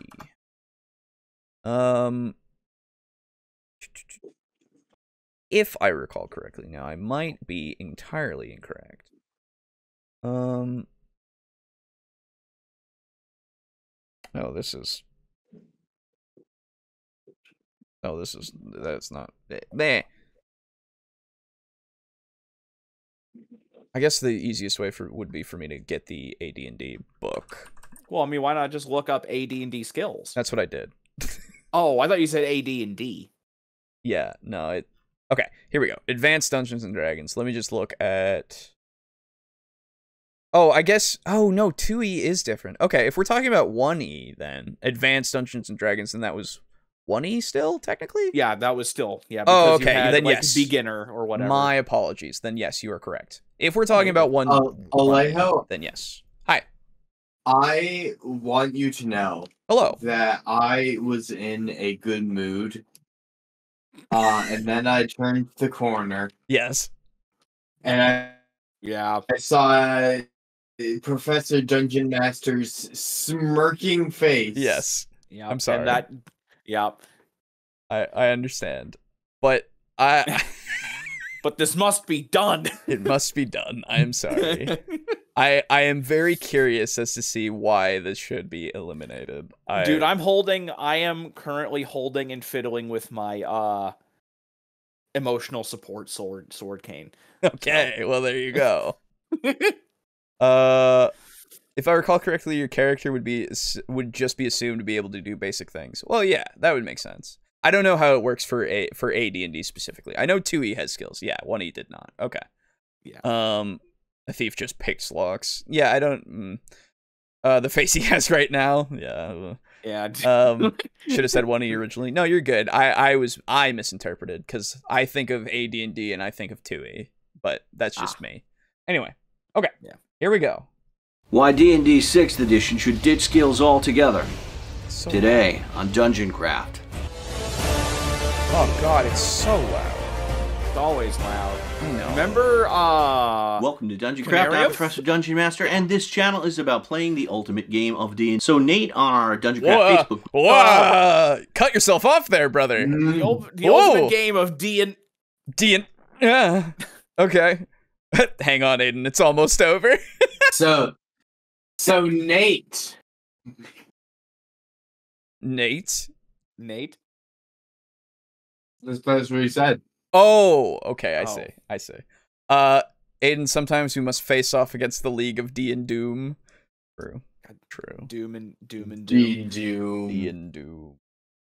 This channel is about playing the ultimate game of D&D. So Nate on our Dungeon Craft Facebook group put a link to this article on cbr.com by Nicholas Howe.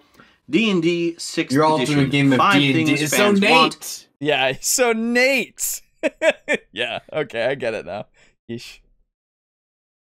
And 5 things that make people worry. Wizards of the Coast says there is no 6th edition in the planning stages, which means secretly they are working hard on a 6th edition. But it's a pretty good article, I agree for the most part, with the author Nate Howe, and also the ideas that the fans have.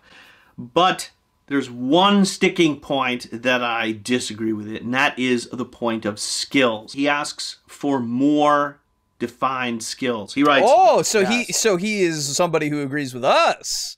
Yeah. Hey. So someone who thinks that there need to be more skills. Yes. More specializations of skills instead of them being a catch-all umbrella. I agree. I agree. God. Players want to jump across a ravine and the DM asks them to roll an acrobatics or athletics check. That makes sense. But when you get into the more niche checks, you start running into problem. The only 2 skills that have been given clear definitions are perception and investigations, since they are the most used. Well, now he's wrong about that. Now he's wrong about that. Yeah, that's definitely wrong. Like Perception is probably up there. Well, what I just mean that all the skills have pretty good descriptions, you know. Oh, like they're all pretty good, and they're even. I guess if he's talking about just the player's handbook, then potentially it's been a hot minute, but I know Xanathar's goes into them even deeper. So if we're not including Xanathar's, then potentially I don't actually know. Skills like medicine, history, and survival are just thrown in by the DM in places where they think they would go. It would be nice to have more in-depth explanations. I have no doubt that most players probably agree with Nicholas, but I'll be honest, I think it's a terrible idea, which is why I'm wearing my +1 vest of protection today. Sometimes things that players think they want really aren't a good idea, and skills is one of those things. First of all, survival gets 3 entire pages in the Dungeon Master's Guide. I mean, we learn about weather conditions, geographical locations, and foraging. Granted, it's not in the player's handbook, but still. But also that's in general like the mechanical stuff of survival in the wild rather than just survival with skill. So that's like showing off how useful the skill is. Yeah. Not to mention it's in the DMG, so you mean the book that the vast amount of people don't use? Yeah, it's super a moot point for players themselves who don't need the DMG. Like it is a good book to have, don't get me wrong, but you don't need it as a player. Yeah, and I mean honestly, once you've played the game, you kind of don't really need the DMG too much unless you need very specific niche stuff. Right, like magic items, right? Like that's a big thing, but other than that, well, like specific lore on gods and stuff. And that's what Wikipedia is for. Or not Wikipedia, but yeah, just in general. That's what the internet is for. But like and I don't have to spend $60 on that. Yeah. So he is trying to change our minds. Oh boy. Yeah. Time to drive home. In other news, it is cold. True. Don't give me the you don't know what you want bullshit. Well, yeah. That's the weird thing to say. Like, do that. So he's not doing that. He's saying that you might know what you want, but it might not be good for the game, right? Well, it's you think you know what you want, but you might not. It's just that it might not work for the game. Right. Yeah. Which you know what you want, but it might not work. Yes. Okay. Well, which I would immediately point back to all the other editions of D&D where it worked. Yeah. So, just having a little bit more skills in 5e specifically, even, isn't gonna break anything. I don't think. Yeah. Not to mention, this is something that like he even went over the fact that like, oh, I'm sure that a lot of people have added in additional skills. And it worked for them. So then what is to stop them from not including a skill and just saying this is going to also do this? Right. Yeah, you could do that. There's nothing wrong with that. No. Or just saying like, oh, we've got tracking, we've got foraging, and we've got like camping, all separate skills. We're going to just combine them into survival. Again. Right. Yeah. And you just do that. Yeah. And for people who want to have all the additional skills, now they're actually there. It's like the rules for opening a shop. You can make your own rules for making a shop or for running a shop, but it's a hell of a lot easier if it's just in the book and it's something you can choose to engage with or not. Yeah, exactly. The amount of options, as we've always said, are good to have for your guidelines, right? Yes. They're good for you to have for reference material and things that can give you ideas, and it's easier for you to get those ideas if you have the example given to you. Yes. Clearly. It's like asking somebody every book they've ever read in their life, as opposed to asking them, did you read book A? Yes. Did you read book C? Yes. Your brain can really do that a hell of a lot easier. Yes. Now, Arcana, to me, it's pretty straightforward. See, skills are a rabbit hole. The more you define them, the more people are going to ask for more definitions and different levels to the skills and skill points. I'm reminded of the Rollmaster RPG from the 1980s where there's like over 100 skills, and if someone was poisoned, you didn't just have medicine like in D&D 5th edition. You had diagnostics and poison lore so that you could see exactly what was wrong with the person, diagnose it properly, and then see if you guess which poison it was. But I could imagine that in those kinds of games, you could just try to treat without trying to figure out what it is. Yeah. So, and like, it might not work. It might be really bad for you to do that, but like, the mechanics are there for you to choose whether or not you have the time or the ability to, potentially. Yeah. Not to mention, if you have a game with that many skills, you're gonna have this. There will be systems in place to let you get a lot of skills. Yeah, and use half of the fucking Call of Cthulhu character sheet is skills. Yes, and when you start the game out, you get your intelligence score times fucking 5. Yep. So, for those of you that don't know, when you're generating a character in Call of Cthulhu, you roll 3d6 and you multiply it by 5, the result of that 3d6. Mm-hmm. So, you can get anywhere from 15 to 90. Yep.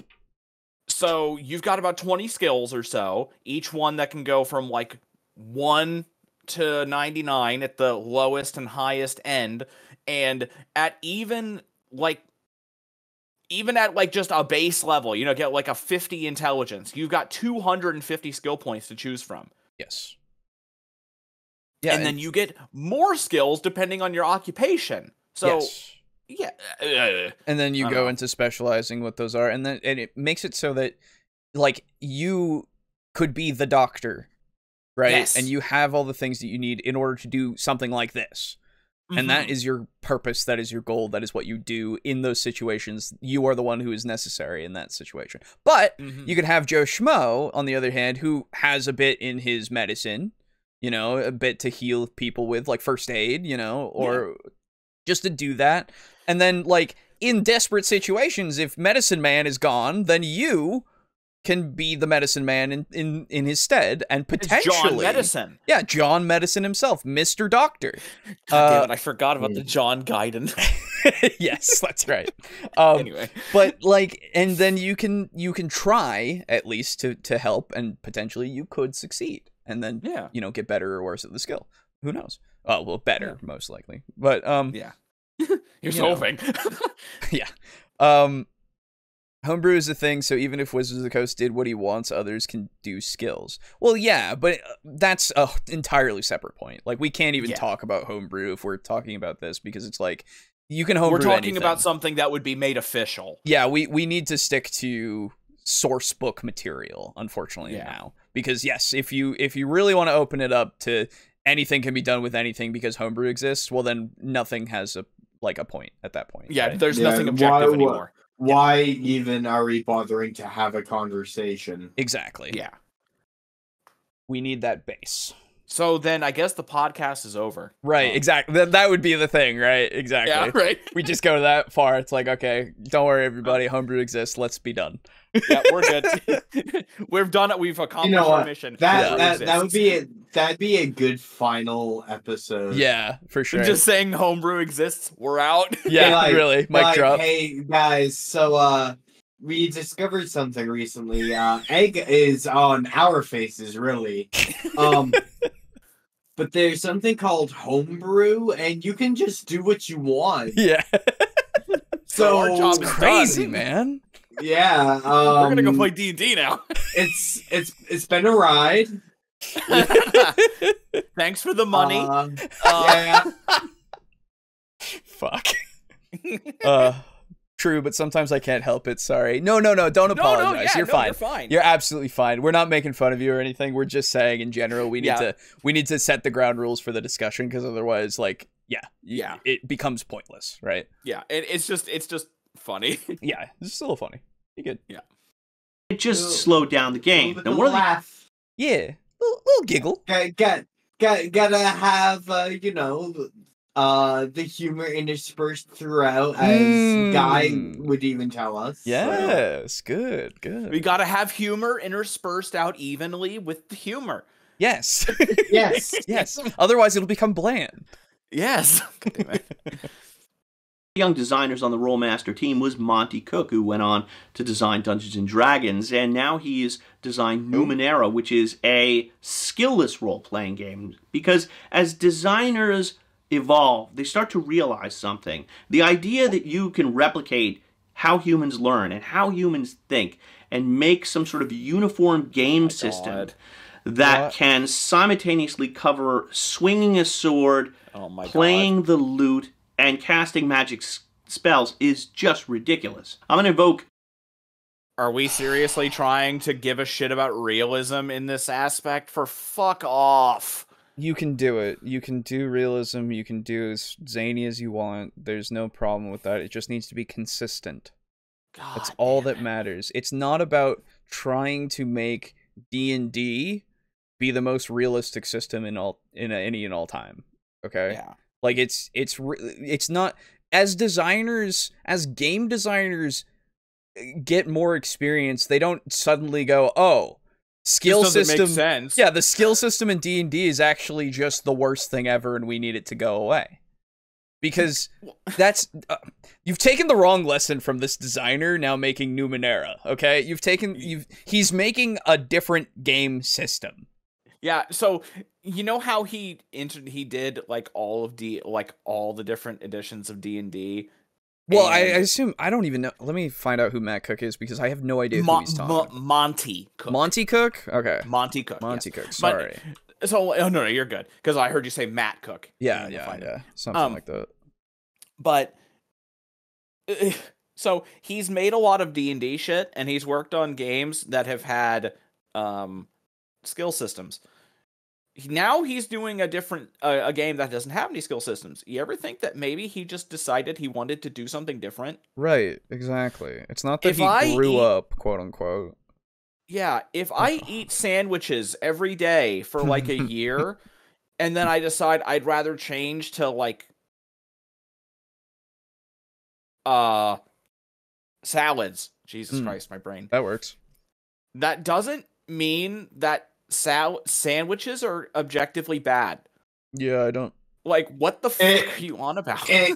And also, I really object to the very overt poisoning of the well. You are Professor Dungeon Master. You are viewing this as someone who hates skills. For the skills kicked your baby. You hate them. Thank you, skills. Salute. And you see someone else moving away from skills, and you say, "Oh, see, as you get better, as your brain gets more wrinkly, as you get more Giga Chad, you realize skills suck." Yeah. Yeah. God. What a fucking thing to say. You are throwing your audience a choice of, do I want to disagree with the premise or do I want to disagree with the argument? And this is incredibly intellectually dishonest. I was trying to come up with something worse than dishonest. Ooh. Bankrupt? No, because it's not bankrupt. Right, there is intelligence behind it. It's like evil. Oh, what you have done is evil. No. I don't know, man. I don't think bankrupt is that evil. This is evil. I guess morally bankrupt. Yeah, but evil. One. Yeah, no, evil. Sure, fuck it. Fucking yeah, let's go with that. That's fun. Don't you do those my skills. Fucking you don't evil. threaten my skills, motherfucker. That's so funny. That's good shit. But no, I agree with you. He is super fucking framing this poor, like, to such a degree that it is like, oh yeah, he did this before, but now, hey, now he does no skills, and that means it's better. And it's like, yeah, I don't. It's a false equivalency. Yeah, I don't. Yeah, Brown Cook worked on 3. Oh, apparently. 3, okay. Dungeons and Dragons 3rd edition. Oh, so he worked on one of the most popular ones. Yeah. Honestly, no, I would say the most, really. At least in terms of like player popularity. I think because it lasted so long, for sure. I'm not sure if like people like attention span and such. Yeah, obviously people pay a fuck ton of attention to 5 because of how difficult it is to get into. I think 5 might have overtaken it at this point for sure. Yeah, but I don't know. Not cool enough to be evil. Yeah. True. Oh, jeez. Oh, Pizza Funk says, "Nah, you evolved as a food eater." A connoisseur of the food stuffs.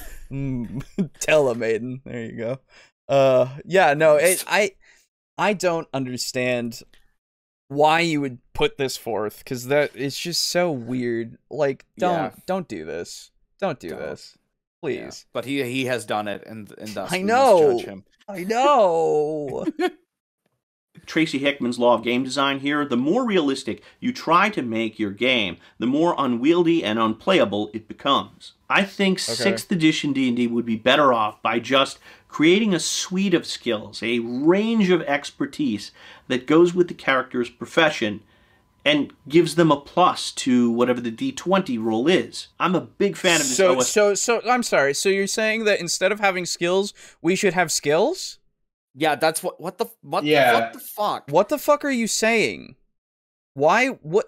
Instead of having skills that you can choose from, you should have skills that are associated with your class. You should have soft skills, is what he's saying. Like, yeah, like he's what he's saying. Yeah, if I'm interpreting it correctly, okay, is we sit down for a rousing game of mazes and monsters. Yes, it's a far out game. It's a far out game every time. And I say, I try a door, and you say, "Oh, it is locked," and I go, I try to. I'm looking for a way to say lockpick without saying, yeah.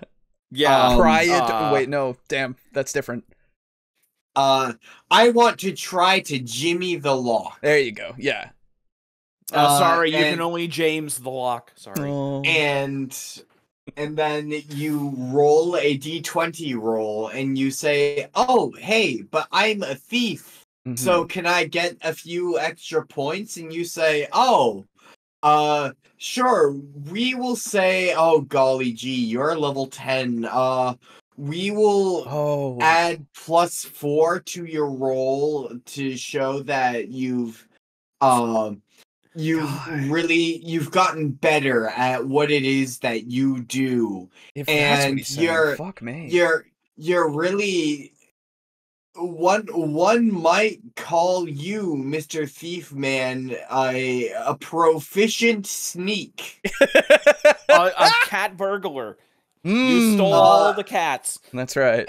And then you say, okay, and also my dexterity is super high. My dexterity is 20. And they go, well, I'll add an additional 5. Yeah.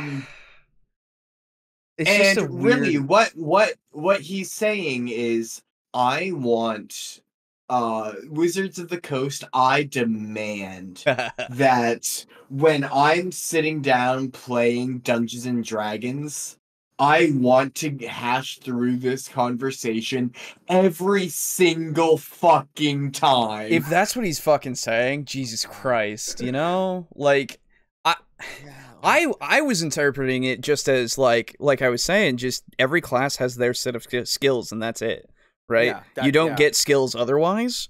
Like, you know, looking at your character sheet, depending on what your class is, it'll say, like, oh, you're a barbarian, you get jump and climb and, you know, intimidation, right? Those are the skills that you get.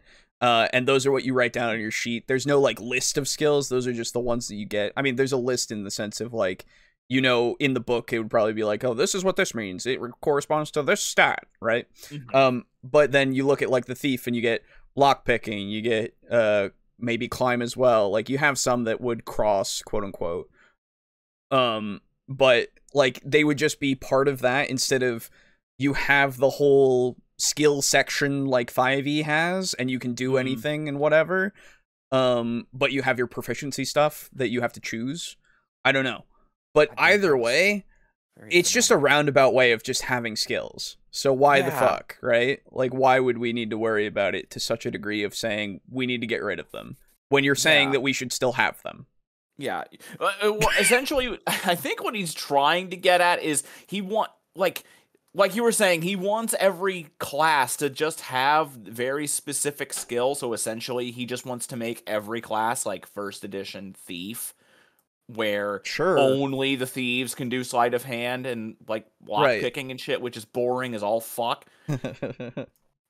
And, you know, there's actually a somewhat similar thing to this in Call of Cthulhu, even 7th edition.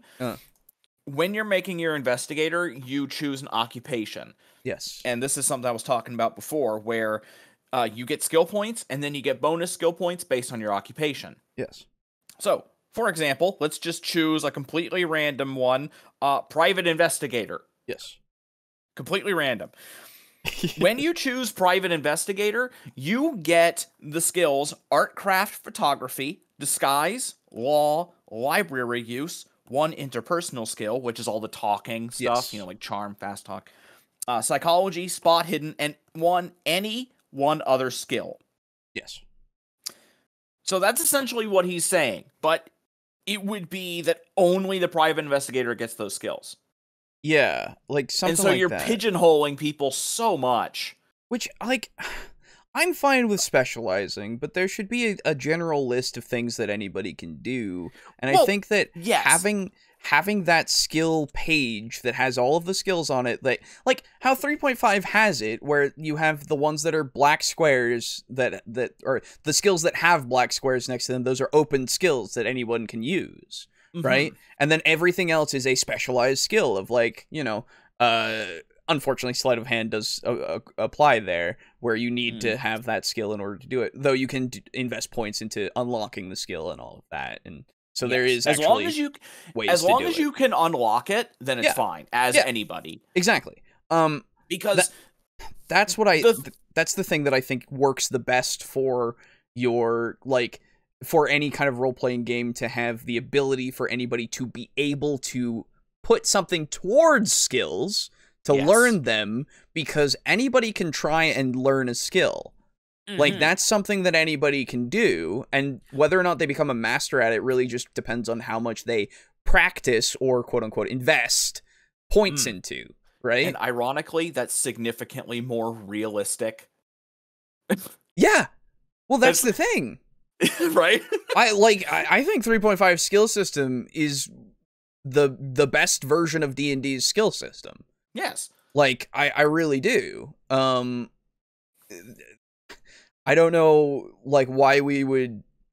I know why we've streamlined it to the point of it being very simplistic and, like, getting it to where it is, but, like, having those specials... Fucking Pathfinder 2e has the same exact kind of thing, where you have the specializations and stuff with trained, master, expert, and all that kind of stuff, right? Where you get the bonuses based off of how good you are at it. And those skills aren't even as broad as 3.5's, but they're way better than what 5e's does. Yeah. Right? And that's what I'm looking for, is being able to specialize and also learn these kinds of skills.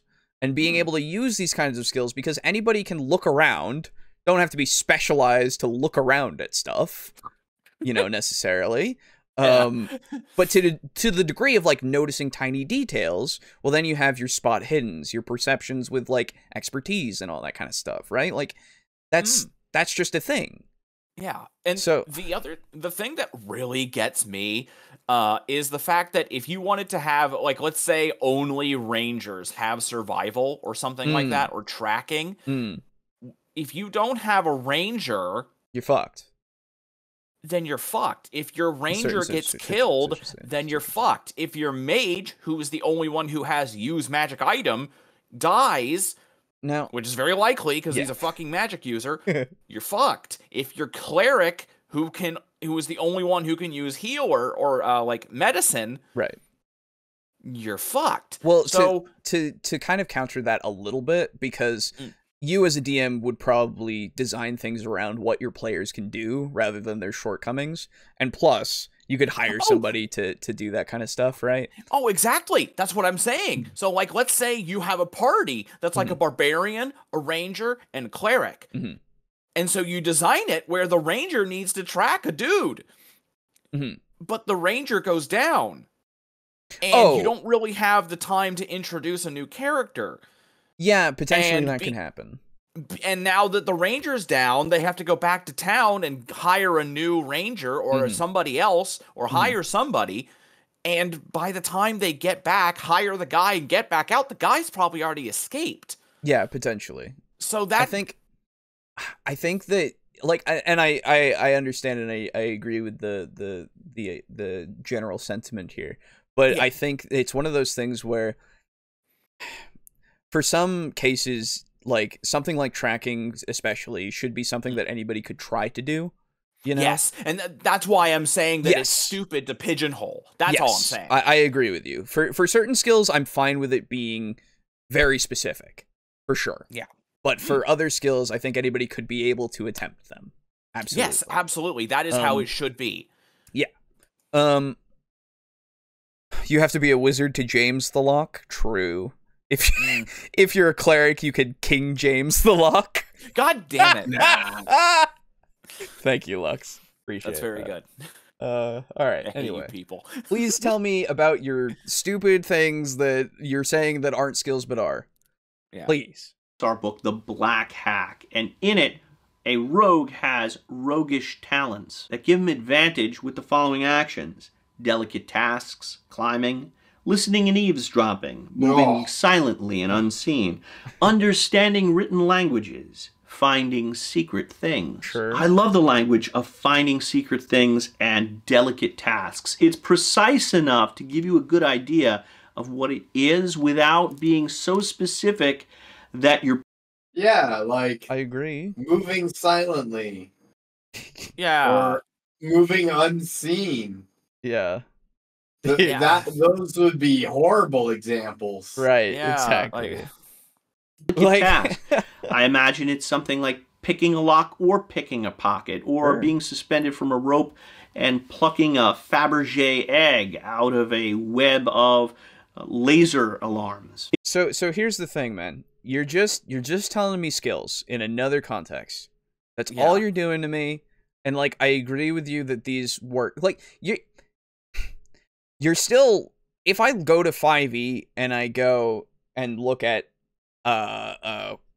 fucking athletics, that is catch-all enough for it to be running, climbing, jumping. Like, it's the same thing, man. Yeah. It's the same exact Anything thing. that is athletic. Yeah. It's the which same is a lot of exact thing. things. It is. Swimming. This is literally a case where someone said, you know, I hate how, like, 3.5 and 5e and Pathfinder 2e, I hate how they have armor classes. So I'm doing away with armor classes because, really, as you become more experienced with D&D, you learn that armor classes are actually useless, and really, it's all about hitting one number in particular, and that number is 0. So I've invented a system that I call THACO. Yes, exactly. 100%. Yes. Like, this is literally saying, guys, I don't know about that forest over there, but how about those trees? Yeah, 100%. 100%. I agree. This is ridiculous. Why would you do this? Yeah, God. Do you not understand what you are saying? You're a professor, Dungeon Master. Professor! Please, you're telling me I didn't like skills. I didn't like skills, so I made skills, but vague and shitty. Exactly. In my own game, Eldritch, a rules-light horror RPG based on the work... I will not rest until every Dungeon Master looks at their players with the defeated and perplexed look on their face when the player asks, "Can I do this?" And the DM just goes, Why you gotta ask that? Fucking dude, I don't know. Well, I don't know. What was your job? Works of H.P. Lovecraft has nothing in common with another popular RPG based on the works of H.P. Lovecraft. I use a very simple skill system. There's only one skill, and it's called skill. It's measured on a scale of 1 to 6, 6 being... Motherfucker. You made the joke I made that fucking joke before, the piece of shit. Now, What here's the thing. Fuck? I'm sure this works. Seriously? I'm sure this all works just fine for each of their individual systems. This one as well. There's nothing wrong with having your system work a certain way. I'm glad that your skills work a certain way with this skill check. Okay? You just have this thing that gets added to the skill. Fine. I assume that it's based off of the difficulty. You get pluses and minuses to your skill check, right? And then you roll it out and all that kind of stuff. I have no idea. You'll probably tell us. That's fine. It works for your system. D&D is not that way, and we don't need it to be. Oh, like, God. I don't see why we need to completely rewrite D&D to be incredibly simple or incredibly vague. Professor Dungeon Master and Guy need to meet because Guy will say, "Did you know that there's this thing called homebrew?" And Professor Dungeon Master will go, "Fucking what? I've been rewriting D&D this entire time." So now here's my other thing. I just don't know. So okay. Yeah. All right. Okay. All right. So what you're telling me is that you've made a rules light version of Call of Cthulhu. Fine. That's fine. And it's not fine, but I'm saying fine. I'm fine. acknowledging fine. So and then you come up with a video that is 6E needs to get rid of all skills. Fine. Why didn't you just write a rules light version of D&D with this? I think why didn't you just do that? He's just using other examples that are rules light versions of a fantasy system. I don't know if like he probably did this way before, let's be fair. Oh, I mean sure, but like why not just say, "Hey, I did this," and then he could be like, that way he could be like, "I was looking at an article and I had some concerns about skills," and it's like blah blah blah blah blah. So if you ever wanted to try a game like this, I wrote this. You know? He might be getting to that. To be fair, we have a lot of time left. Guys, a lot of time left. Okay. Mm-hmm. I have multiple thoughts. Yeah. Go for it. Okay. The first of which, and I'm scared this may sound gatekeepy. Okay. Because this character sheet that we have on the left, right? Yes. Yep. I am sure that it can work perfectly fine for the games that Professor Dungeon Master is running. Mm-hmm. That is I'm sure that I'm sure the players can have an absolute blast with this. Mm-hmm. However, when I look at this and it's one royalty-free book asset and numerous polygons that were added in Microsoft Paint. Mm-hmm. And when I look at this, it really looks more like a character sheet that you would find off of, like, a cereal box. It really does. Sure, yeah. Secondly, I want to read with you, gentlemen, through what we see on the right. Okay, Quote, "And just because a character does not have a skill listed does not mean that they cannot do that thing. We assume all investigators know how to drive an automobile, for example. Cool. But those that have drive automobile as an area of expertise get a bonus, aka exactly what proficiency is." Yeah. And they're mentioning an actual skill. Yes. Characters have a field of expertise based on their profession. Weird. That's fucking crazy, man. Get this, if the GM determines if an action is in a character's wheelhouse, that player adds their skill bonus to the roll. If the task is outside that character's area of expertise, the GM may assign a penalty or determine the task is not possible. Yep. This is literally like what I have going on in my soul is like the soy jacks like pointing at something. And being like, "Ooh." Yeah, doing the O faces. Yeah. God fucking damn it, man. I love that meme. I don't, yeah. It's literally, what's that feat I take every single time in 3.5 because it allows the skills in 3.5 to be exactly like this. Jack of all trades. Oh, Jack of all yes. trades, Yep, yeah. Jack of all trades. Yep. This brother, Yep. Professor Dungeon Master, read about the Jack of all trades feat. Yep. I just, it's one of those things, again, we're just circumventing the issue, really, of, like, we're just simplifying it to such a degree that, like, why, you know? Yeah. Because it's just, like, again, you have this whole list of skills, and if you have something in it, you can use it. If you don't have anything in it, you can't use it. That's just how it works. Yeah. And it's so simple. Like, that's, like, Call of Cthulhu's skill system is incredibly easy to digest and understand.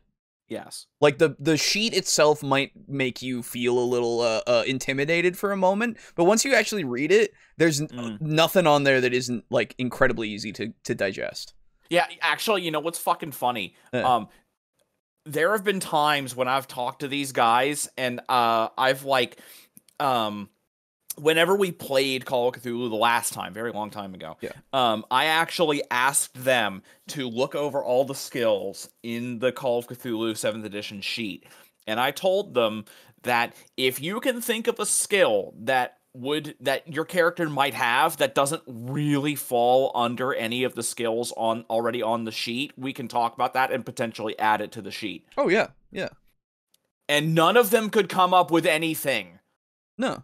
It's very good for as much as it needs to have. And Yes. none of the rest of the stuff that, like, sciences are there that you can write in, fucking crafting stuff you can write in, like into the bubbles of each of their skills. Languages are there that you can write in the language bubbles. Like, there's so much there that you can just have be that umbrella for that skill specifically. Even though it is specific, it's umbrella enough for what it entails, you know, and the specific stuff that you can put in of, like, getting that language Spanish, you know, stuff like that. That's specific enough that you would need to get that kind of training and such, and it's something that is completely, like, for lack of a better word, specific. Because, you know, that's something that needs to be specified. You can't just have language, because there's, like, more than 2,000 languages over the entire planet. Exactly. You need to actually say that you speak Spanish. Yeah. Even the most multilingual people only can usually speak, like, 5 or 6 at the most. Yeah. I think I know a guy who knows 4, I think. Jesus Christ. Yeah. I barely know 1. I know, right?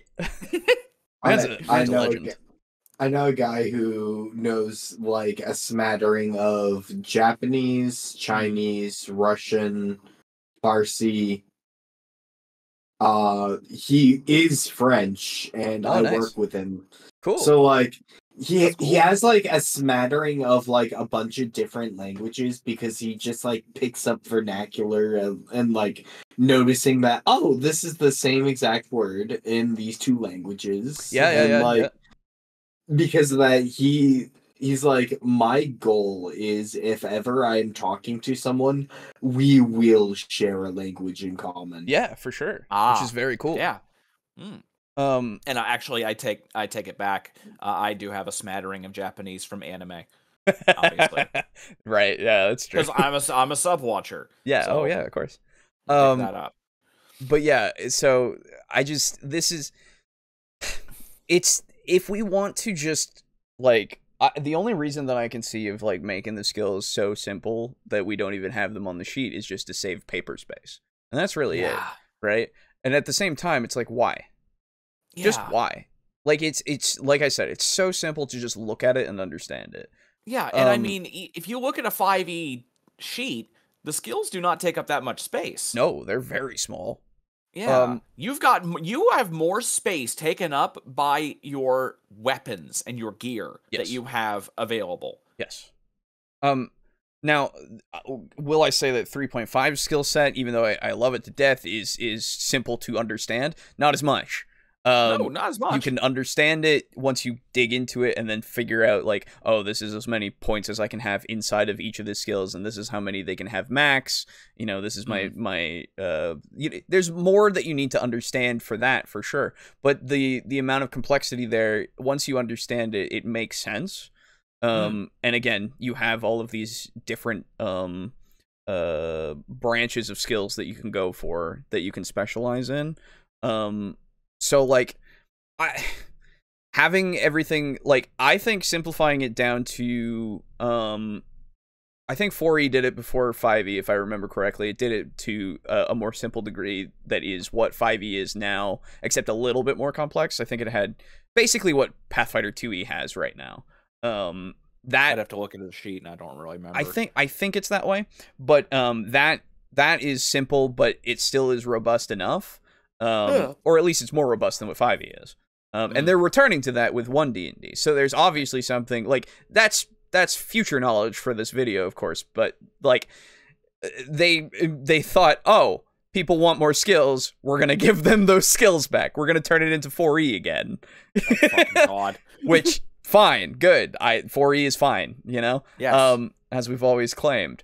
But yeah, there's no need to completely get rid of them and just have this nebulous skill system. Yeah. Right? Yeah. It's very strange. And what I find really ironic about this is the fact that this is something, skills are one of the things that gets complained about a lot about 5e. I would say the things that get complained about a lot are skills, economy, and magic items. And the biggest one, but this is kind of the same across all editions of D&D, is combat. If we want to simplify things down and try to get things to go faster, you'd think we'd go to combat first. Rather than skill, yeah. Rather than skill. One of the only things that people are asking for more crunch. Yeah. It's true.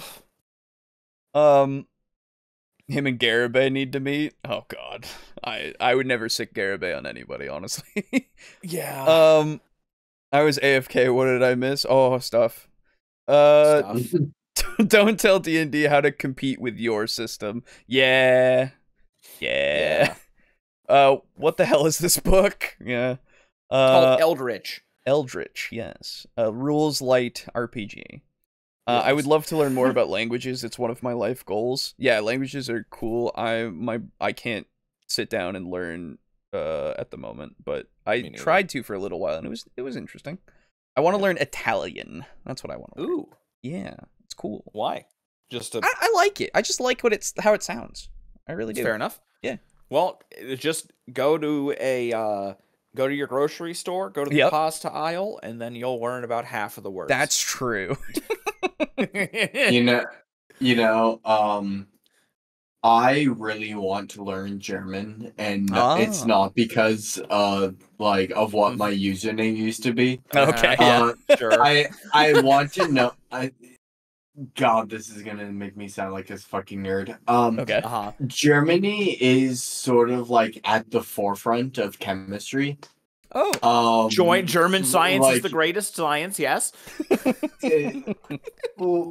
Historically, especially, you learn about so many chemists of importance, and they were always fucking German. No, they weren't just German; they were fucking Nazis. They made a lot of scientific discoveries, for better or for worse. Yes. Even when looking at chiral centers, they have an either E or Z confirmation, which means either Entgen or Zusammen, which means Zusammen is a German word for together. Which I was listening because I also really like a lot of German music, including but not limited to Rammstein. And there was a drinking song that said we're going to be drinking Zusammen. There you go.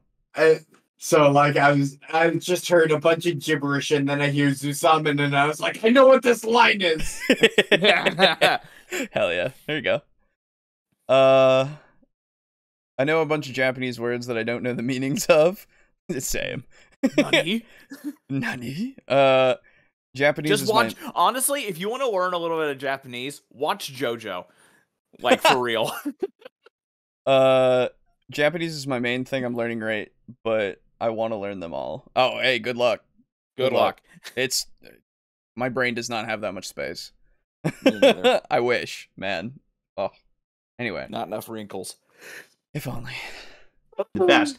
And when you roll a skill test and you perform a skill that's in your character's profession's wheelhouse, so to speak, you add that skill level to the D20 roll. So, for example, if there's an archaeologist, I assume they know how to read ancient Egyptian, work with a little brush and magnify. Look at all these skills that you have as a profession. So weren't you just fucking complaining about having too many fucking skills? No, see, this is the difference now. All of these things are relegated to the professions. They're not just a big sheet that he has to look at. So it's better now, I suppose. Why the fuck would I ever play an antiquarian? There's only fucking 5 skills. I know. Look at specialist. I know. Look at all the shit you can get. Yeah. Fine glass.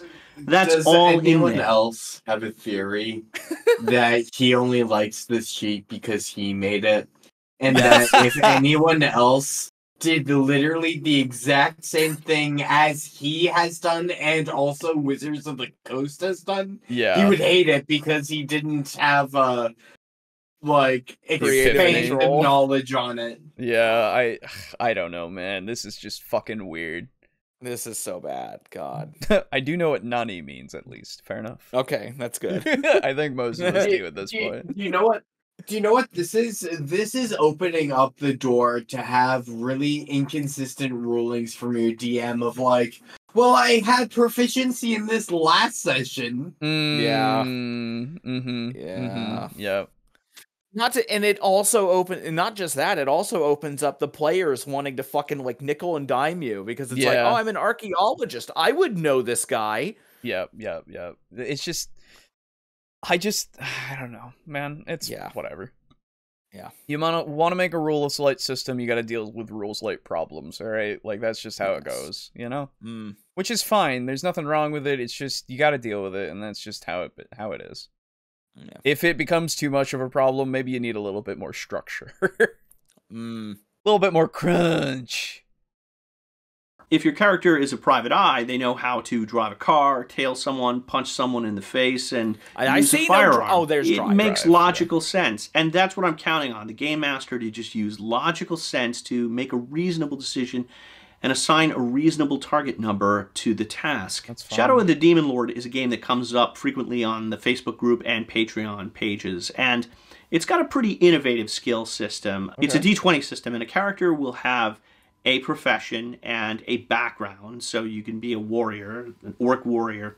But they also have a previous profession. Let's say our orc warrior was a whaler. The characters are at sea and a sudden squall hits and the captain or pilot is washed overboard and someone needs to pilot the ship into harbor around these rocks.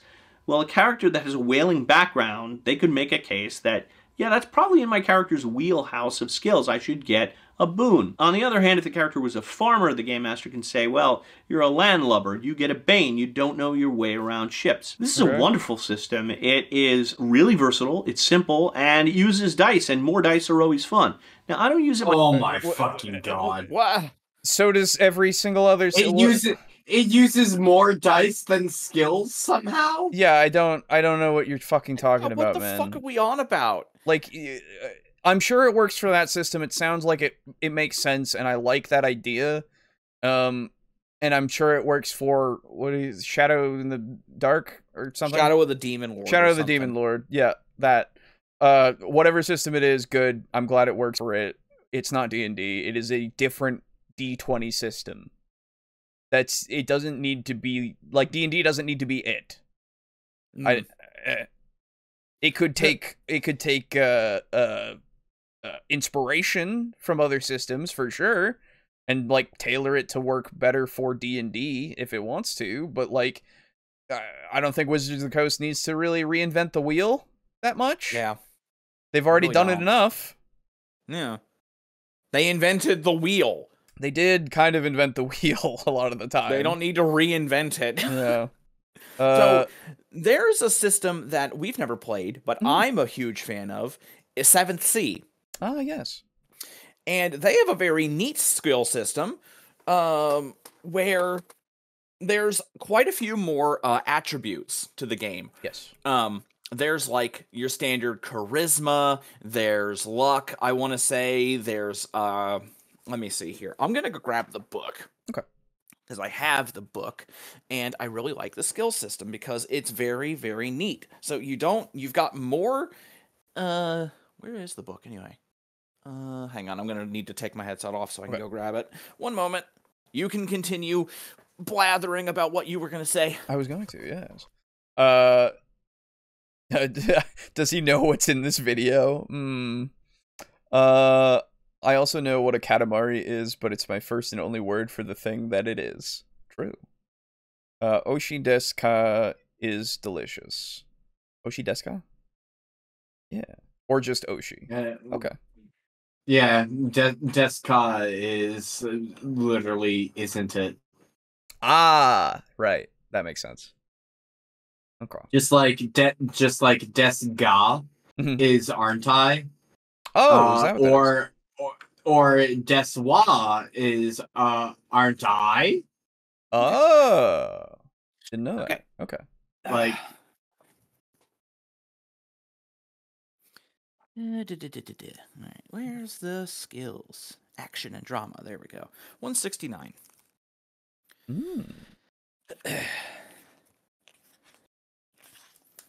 Action and drama. Okay. So, you've got traits. Yes. Okay, you've got fewer. I apologize. So, you've got brawn, you've got finesse, you have resolve, wits, and panache. Right. Panache. Yes. And then you've got all your skills. It's panache, excuse you.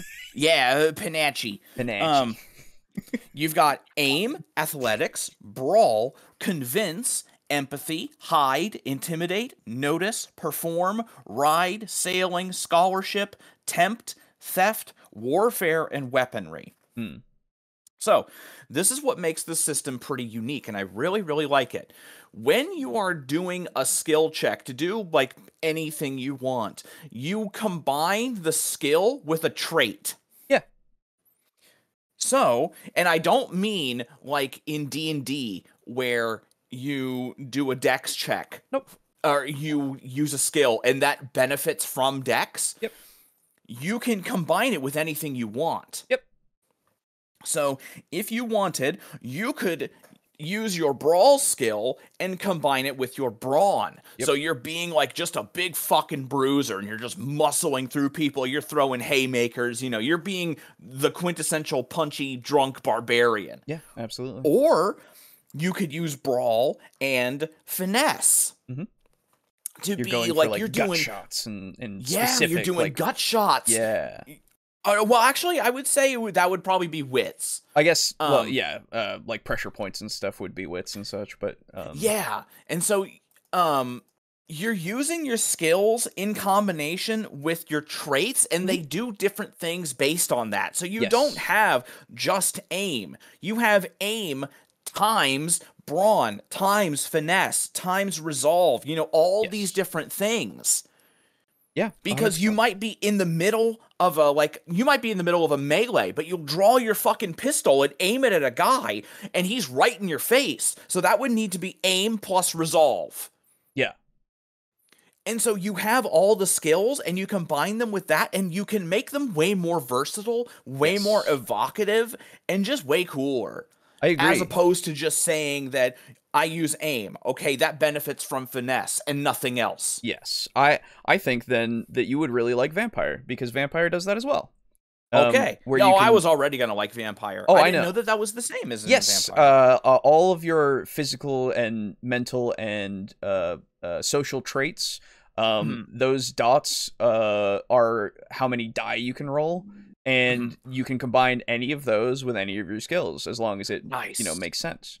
Nice. Yeah, you would absolutely love that then, for sure. Okay, cool. Because I really dig that system, and I would love to play 7th Sea if we weren't doomed to play Call of Cthulhu, and I was doomed to write it for the next entire lifespan of my existence. Yeah, no, absolutely, at some point, for sure. Yes. I mean, hell, dude, I would totally send you these books. Oh yeah. So that way we could play Pirate Vampire. Pirate Fire. True. We could play the Vampire Coast. Yo.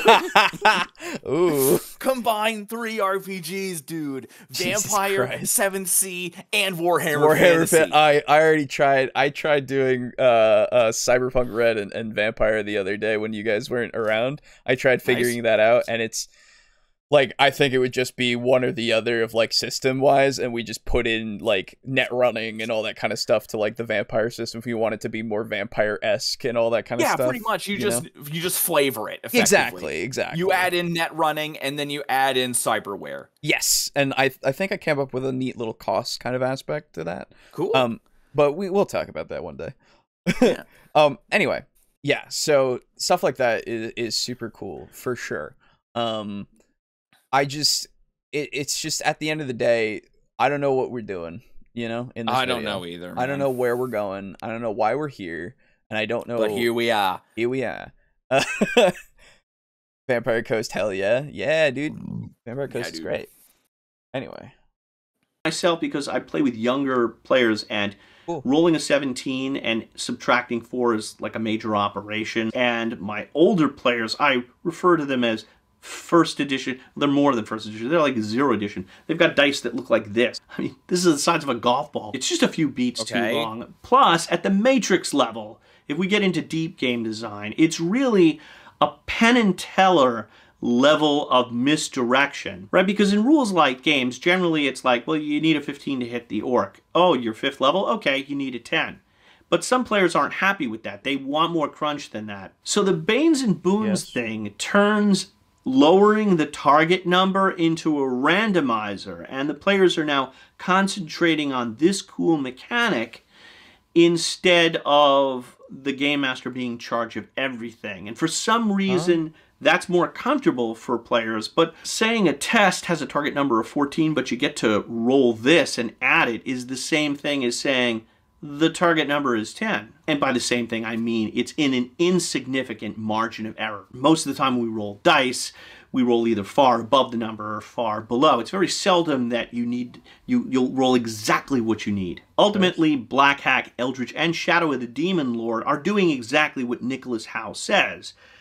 The skills are just thrown in by the DM in places where they think they should go. But I would make the argument that that's really the only way you could do it, because you really can't make a system that replicates human thought. Now, skill acquisition, that's... But nobody's trying to. What are we talking about?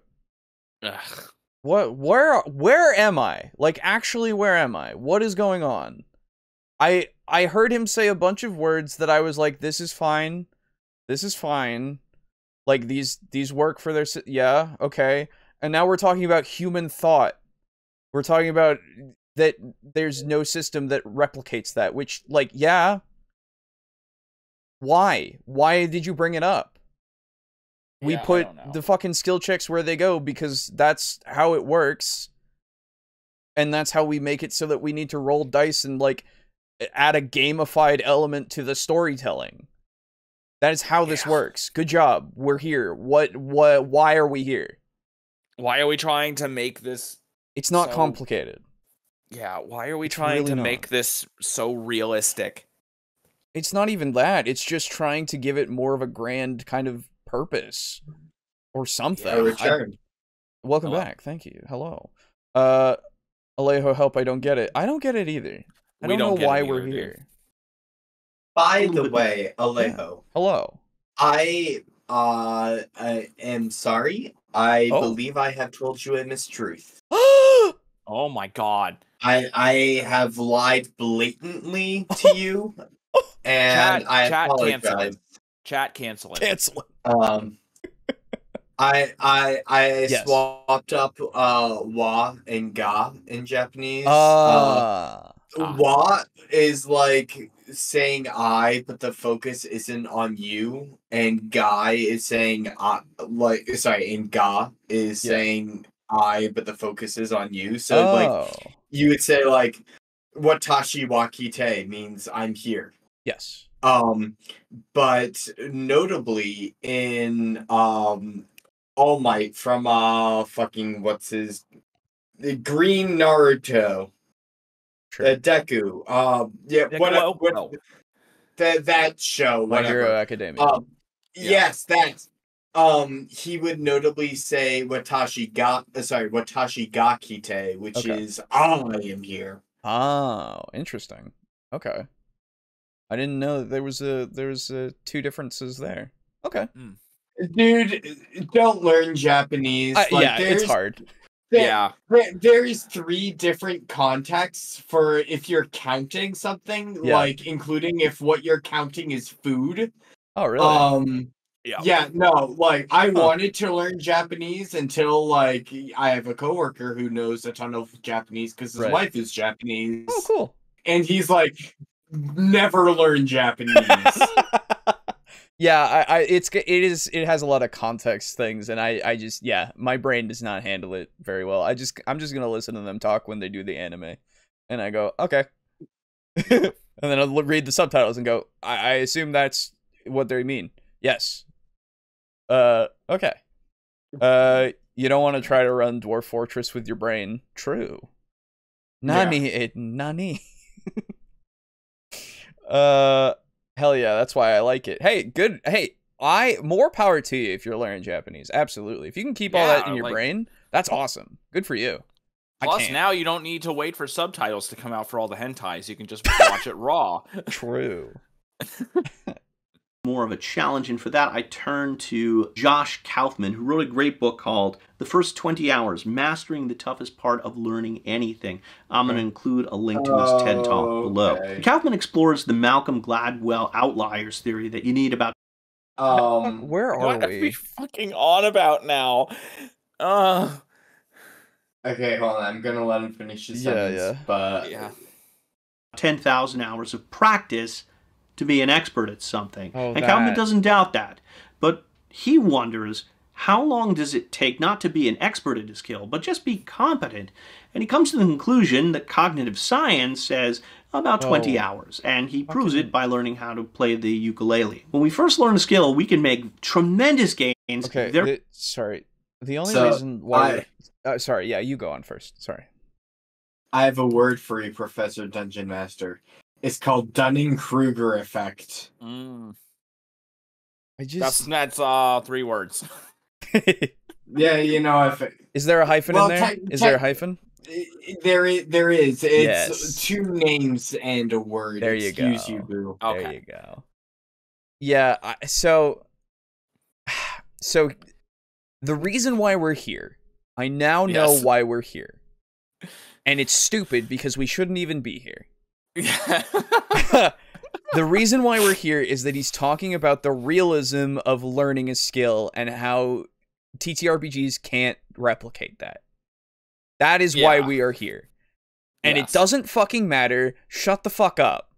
It's a fucking TTRPG, you absolute baboon. I'm just, we can have it be as realistic or as unrealistic as we want, but guess what we can do as well is say, oh, you want to learn this skill? Let's fast forward a week. Let's fast forward 10 months. Let's fast forward until you have actually...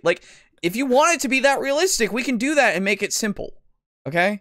Yeah, it's not hard. We can do that. That's fine. At the end of the day, though, what does it really add or matter to the grand scheme of D&D's skill system? Why the fuck are we talking about this right now?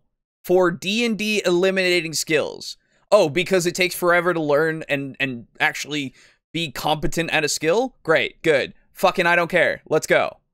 Yeah. What that is not the point of D&D. I'm sorry, it just isn't. We're sitting at a table, throwing dice and going on imaginary adventures. I don't give a fuck. So it's less that. It's more just D&D as a game, as a system, is not about this. It's not about learning a skill in 20 hours. That is not what we are doing. You can make it that. That is not what it is designed to be. Yeah. So why is this even an argument for eliminating the skills? Yeah. Pretty quickly, then that skill level is going to plateau. It's the difference between you having no miniature painting skill and being pretty good. But the difference between you and Sarastro is going to be huge. And by the way, that is a great painting channel. So if your barbarian wants to play the lute and has someone like a bard to teach him, they can learn it in about 20 hours. It doesn't require skill points to be assigned. They just know how to do it competently, which would mean when they roll the d20, they don't get a negative or disadvantage. Some skills, like spellcasting, are different because they're based on forbidden lore. There must be some sort of hierarchy of mages, making sure that not just anyone can cast flame arrow or fireball spells, because fire was a major killer in cities during the Middle Ages. I also imagine that the Lexile level for spellbooks and scrolls. At this point, it's just like, what are we talking? We're mixing everything now. I don't know. Yeah, where... we're just mixing everything and getting know... false equivalencies out of fucking everything. Okay. Let's just let him go. You know how I make the barbarian learn how to play a lute? I just say over time, as we're going through, if you want to dedicate some time, Mr. Bard, to teach this barbarian how to play a lute, you can do so. We will allocate some of that time, but you will not be able to do other things. Let's just, you can dedicate as much or as little time as you want, and that'll be a part of the day. But we'll just skip over what you guys are doing and go with everything else. That's it. That's all I need to do, and then I'll go, it might take you a total of 20 hours, let's say, okay? I might even be like that and say, yeah, dedicate as much or as little time you want to. It'll take as long as 20 hours worth of work.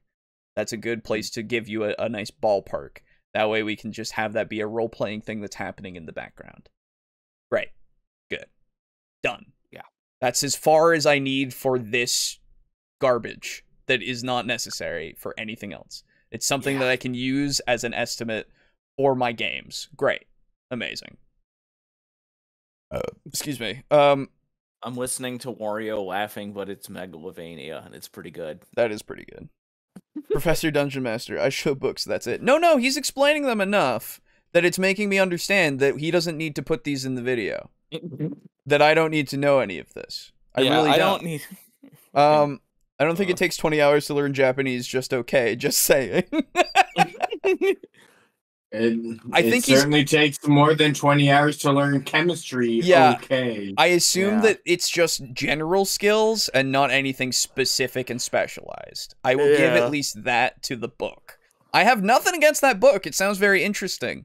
I just don't, it's not relevant to this right now. It isn't relevant to the system of D&D, not the role-playing aspect that can be attained, I suppose. Yeah. I have to admit, I don't know what's happening right now. Fair. That's okay. It took us a while to figure out, too. The snark is running wild. Oh, dude, it's basically, if this is the last minute of it, there's nothing left. Like, it's stupid. Yeah. Would be very high, and probably in an ancient language as well. That's a skill that demands prerequisite skills and building on them, which is why not everybody can learn how to cast spells. Cognitive science is a very new field. We are only now really starting to do MRIs. So that's why we're out what applying happens it to the when people are fantasy thinking, Middle what Ages happens game. when they're dreaming, what happens when they're meditating or praying. We don't have all the answers. Human beings don't really know how we learn skills exactly. So this would be very interesting in another video that isn't to do with this. Like, I would be like, oh yeah, that's cool. Yeah. But like, at the moment, I'm just like, why is this here? This does not need to be in a video about trying to get D&D to not have skills. Yeah. God, so fucking stupid. This video told me nothing. Also him saying like, oh, we just started doing MRIs. MRIs have been around fucking forever. Did he say that? Like, well, I think he said cognitive science. The technology to do MRIs has been around forever, namely in nuclear and magnetic resonance, which chemists do. Yeah, that's been around for a long, for sure. Yeah. So it's just this. If your scale is human history, then yes, it is recent. It's this need to have D&D equated to having cognitive science. Yeah. Like, what? Why? You know? It just, at the end of the day, it means as much as it needs to mean, and we can put as much cognitive science into our D&D as we want, okay? Like, it doesn't mean that we need to eliminate skills, man. I will put none, thank you very much. Yeah, fair. So no role-playing game can ever hope to replicate that. But that's okay, because to play a game, we just don't need that level of detail. Ultimately, a game master's just got to make a decision about a difficulty, and part of the social contract is the players will abide by it. If you enjoyed this video, give it a thumbs up and leave a comment. Also below, you'll find links to our Dungeon Craft Facebook group and our Patreon page, where all members at all tiers can get access to the beta version of Eldritch for just $2, and it's completely compatible with all other Lovecraftian role-playing games. That's a real bargain. This has been Professor Dungeon Master for Dungeon Craft. Thanks so much for watching. I'll see you next week. I wouldn't play Eldritch if you gave it to me for free. 20s. Deathbringer again. Click on these videos for more Dungeon Craft, instead of doing whatever it is you're supposed to be doing, working remotely.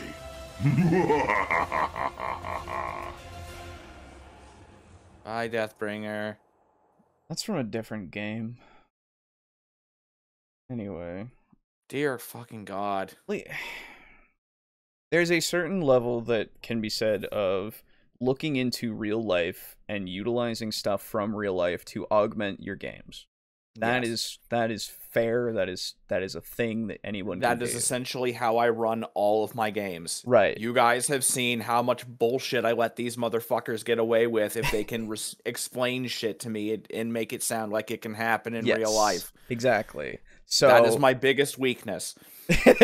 So yes, absolutely. That is totally fine. But to come up with the premise that we need to not have skills in our D&D system that's coming up because humanity as a whole can't learn skills very quickly.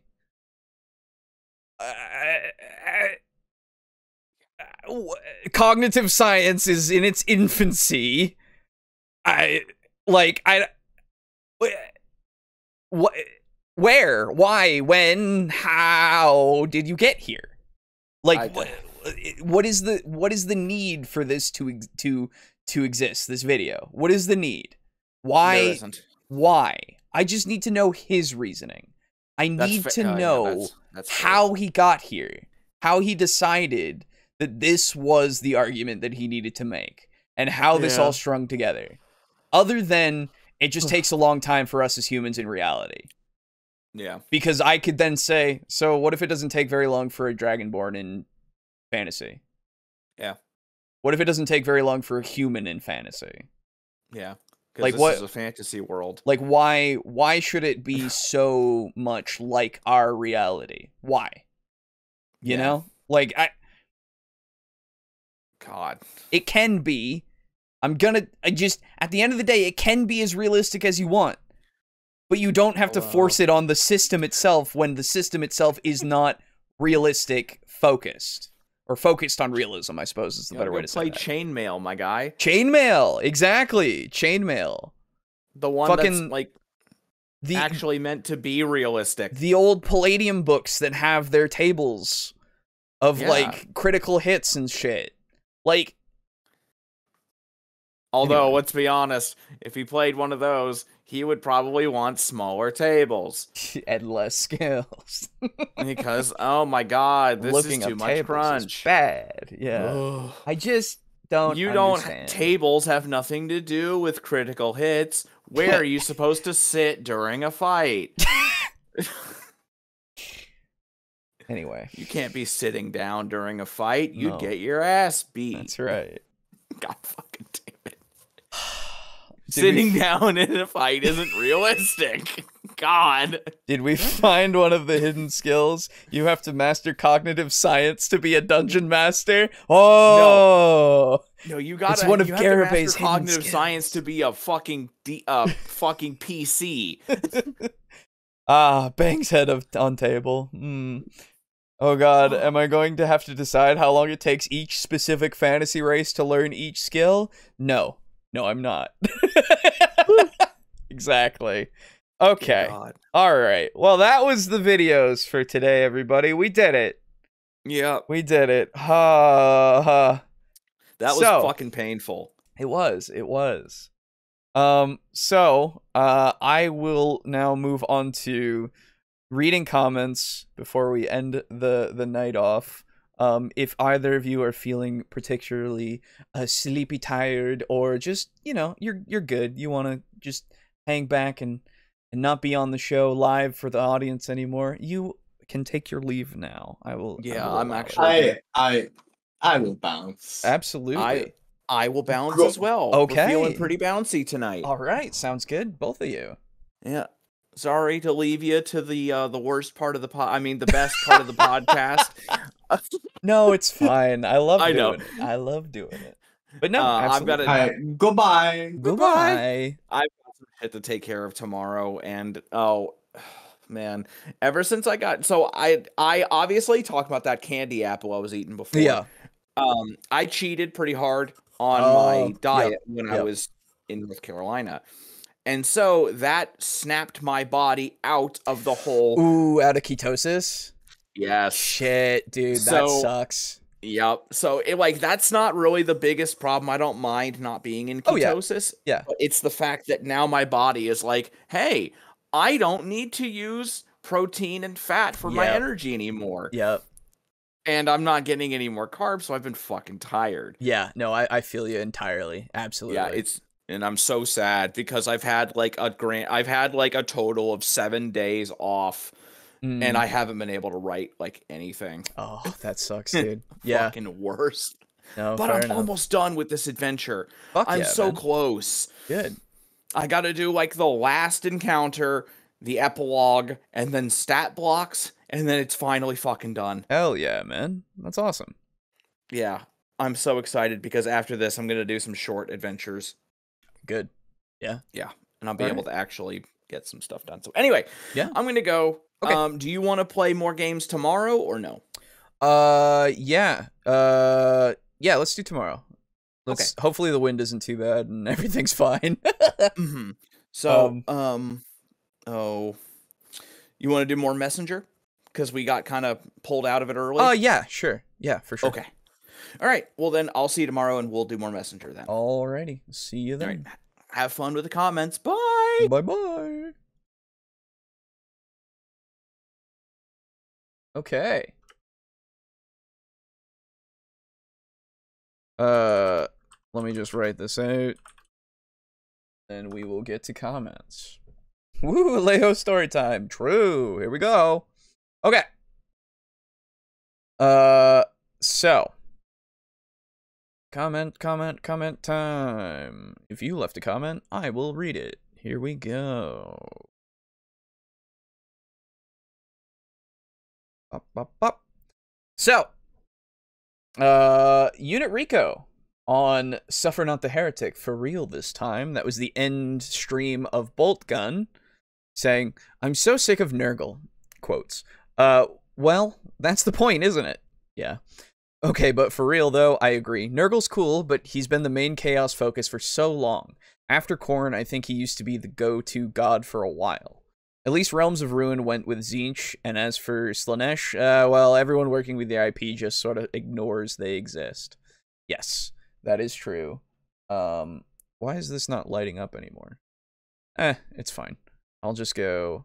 Bop. Alright. So... Good, now I only have one person tolerating my dark humor. No worries there. You're fine.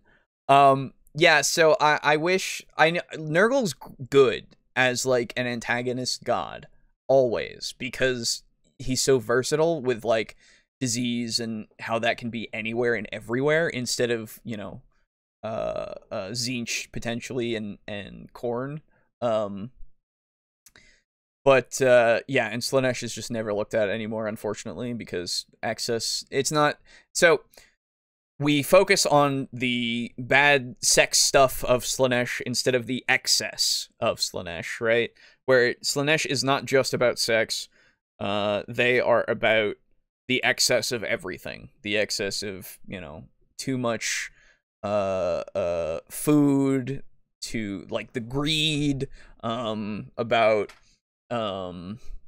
the excess of it could even be just any of the 7 deadly sins, quote unquote, right? Any of that kind of shit, right?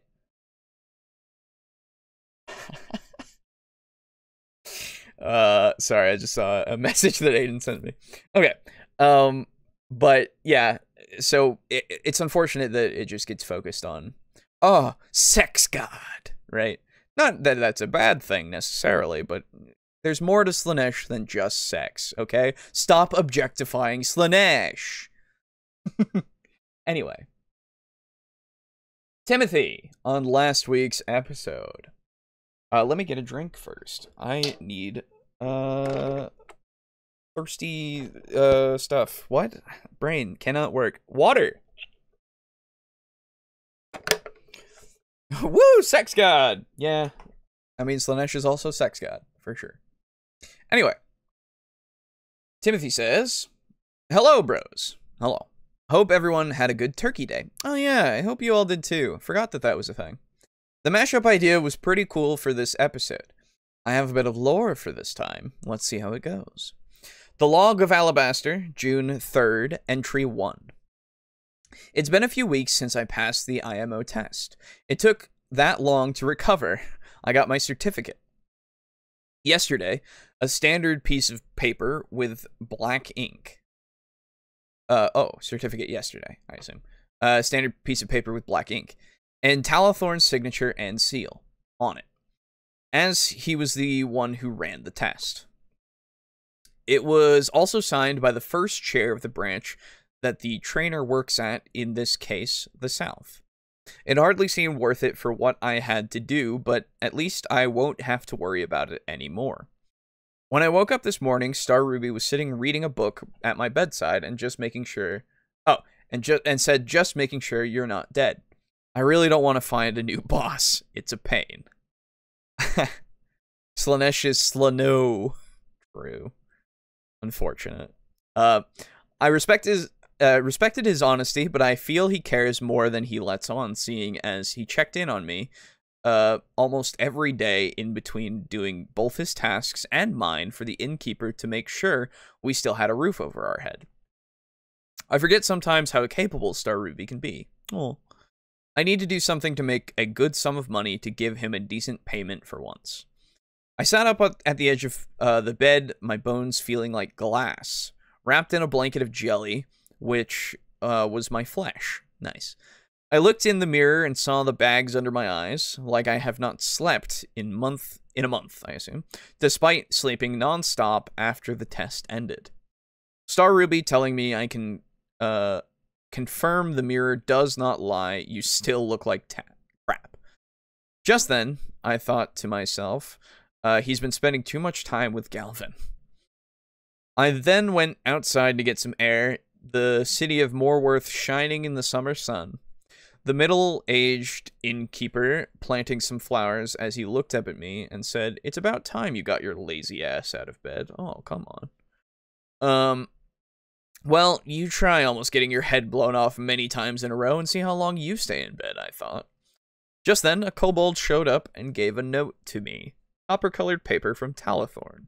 I was getting sick of seeing, by this point, calling me to the office yet again. Well, that's all I got for now. Have a good day. Thanks. Good stuff. Thank you. Dionysus is cool, though. Dionysus will always be cool. Slaanesh is a problem, but Dionysus? Never a problem, apparently. Even though they basically stand for the same kind of things. But, whatever. Anyway. Rico, then also on last week's episode, says, "This mashup idea kind of makes me wonder how Vampire the Masquerade would work with Warhammer Fantasy role-playing. On one hand, the systems seem to differ quite a bit, and the Warhammer RP is supposed to be pretty deadly for players. But on the other hand, playing a Blood Knight or Strigoi sounds cool as fuck. Yeah, dude. That would be sick, actually. Oh. You got me thinking. I always love being, like, having vampires and things, so, and being able to play one is just the cherry on top. So, like, if we could do it, oh, that'd be sick. Yeah. Oh, I should look into that. I don't know if I have the Warhammer stuff. The old Warhammer RP books. Let me actually check, because I thought I bought a yeah, Warhammer Fantasy. Oh no, I do. Oh, I have a shit ton of them. Oh, okay, cool. So I could actually look at that. Nice. Yeah, first and second edition. Sick. All right. Well, we have some stuff in business. Anyway. Lux on last week's episode. Looks like we got an interesting long one. That's a different format, so we'll see how this goes. Slanesh is when you're going after pleasure instead of religious ecstasy. Pleasure for pleasure's sake. True. That is true, actually. Yes, you're right. I needed an aftermath part for the test before moving on. Oh, for sure. I don't blame you at all. Dionysus rocks. Hell yeah. We'll see if this works. We shall see. So Lux says, I didn't do much better with my time management this week, but I also don't have much to say about the subject that was discussed, so I did what I could to sling some lore together. The format's a bit different this time. We'll see whether it was a horrible idea or not. Well, here we go. At some point during the early 3rd millennium of the Old Imperial era, Dragatoan explorers are believed to have made brief contact with a Felkarai trade consortium through a short-lived rift somewhere in the Drenala sector of the home galaxy, known then as the Canali Galaxy. Among a number of other items, several documents of purported historical significance were purchased from these traders, who claim to have acquired and made them available at great risk to themselves. Whether or not these documents are genuine, they are of significant importance to Dragatoan academia. Representing some of the earliest peaceful contact between our own culture and that of the Felkarai, the translated text of these documents shall be presented, the first of which follows below. Unfamiliar readers should be warned that these texts do present a rather strange and alien culture, which is often difficult for even our foremost scholars to understand. Many have come away from the attempt with minds frayed and diminished, looking back on the experience with only confusion and annoyance. Okay. I just throw sounds together to make names? Okay, fair enough. Then I will also throw sounds together that I will see. Formal meeting minutes for Felkarai University Student Council. Oh. 1. Meeting details. Student Council President, Lady Entropy Abendroth. Secretary, Lady Calexia Drakmar.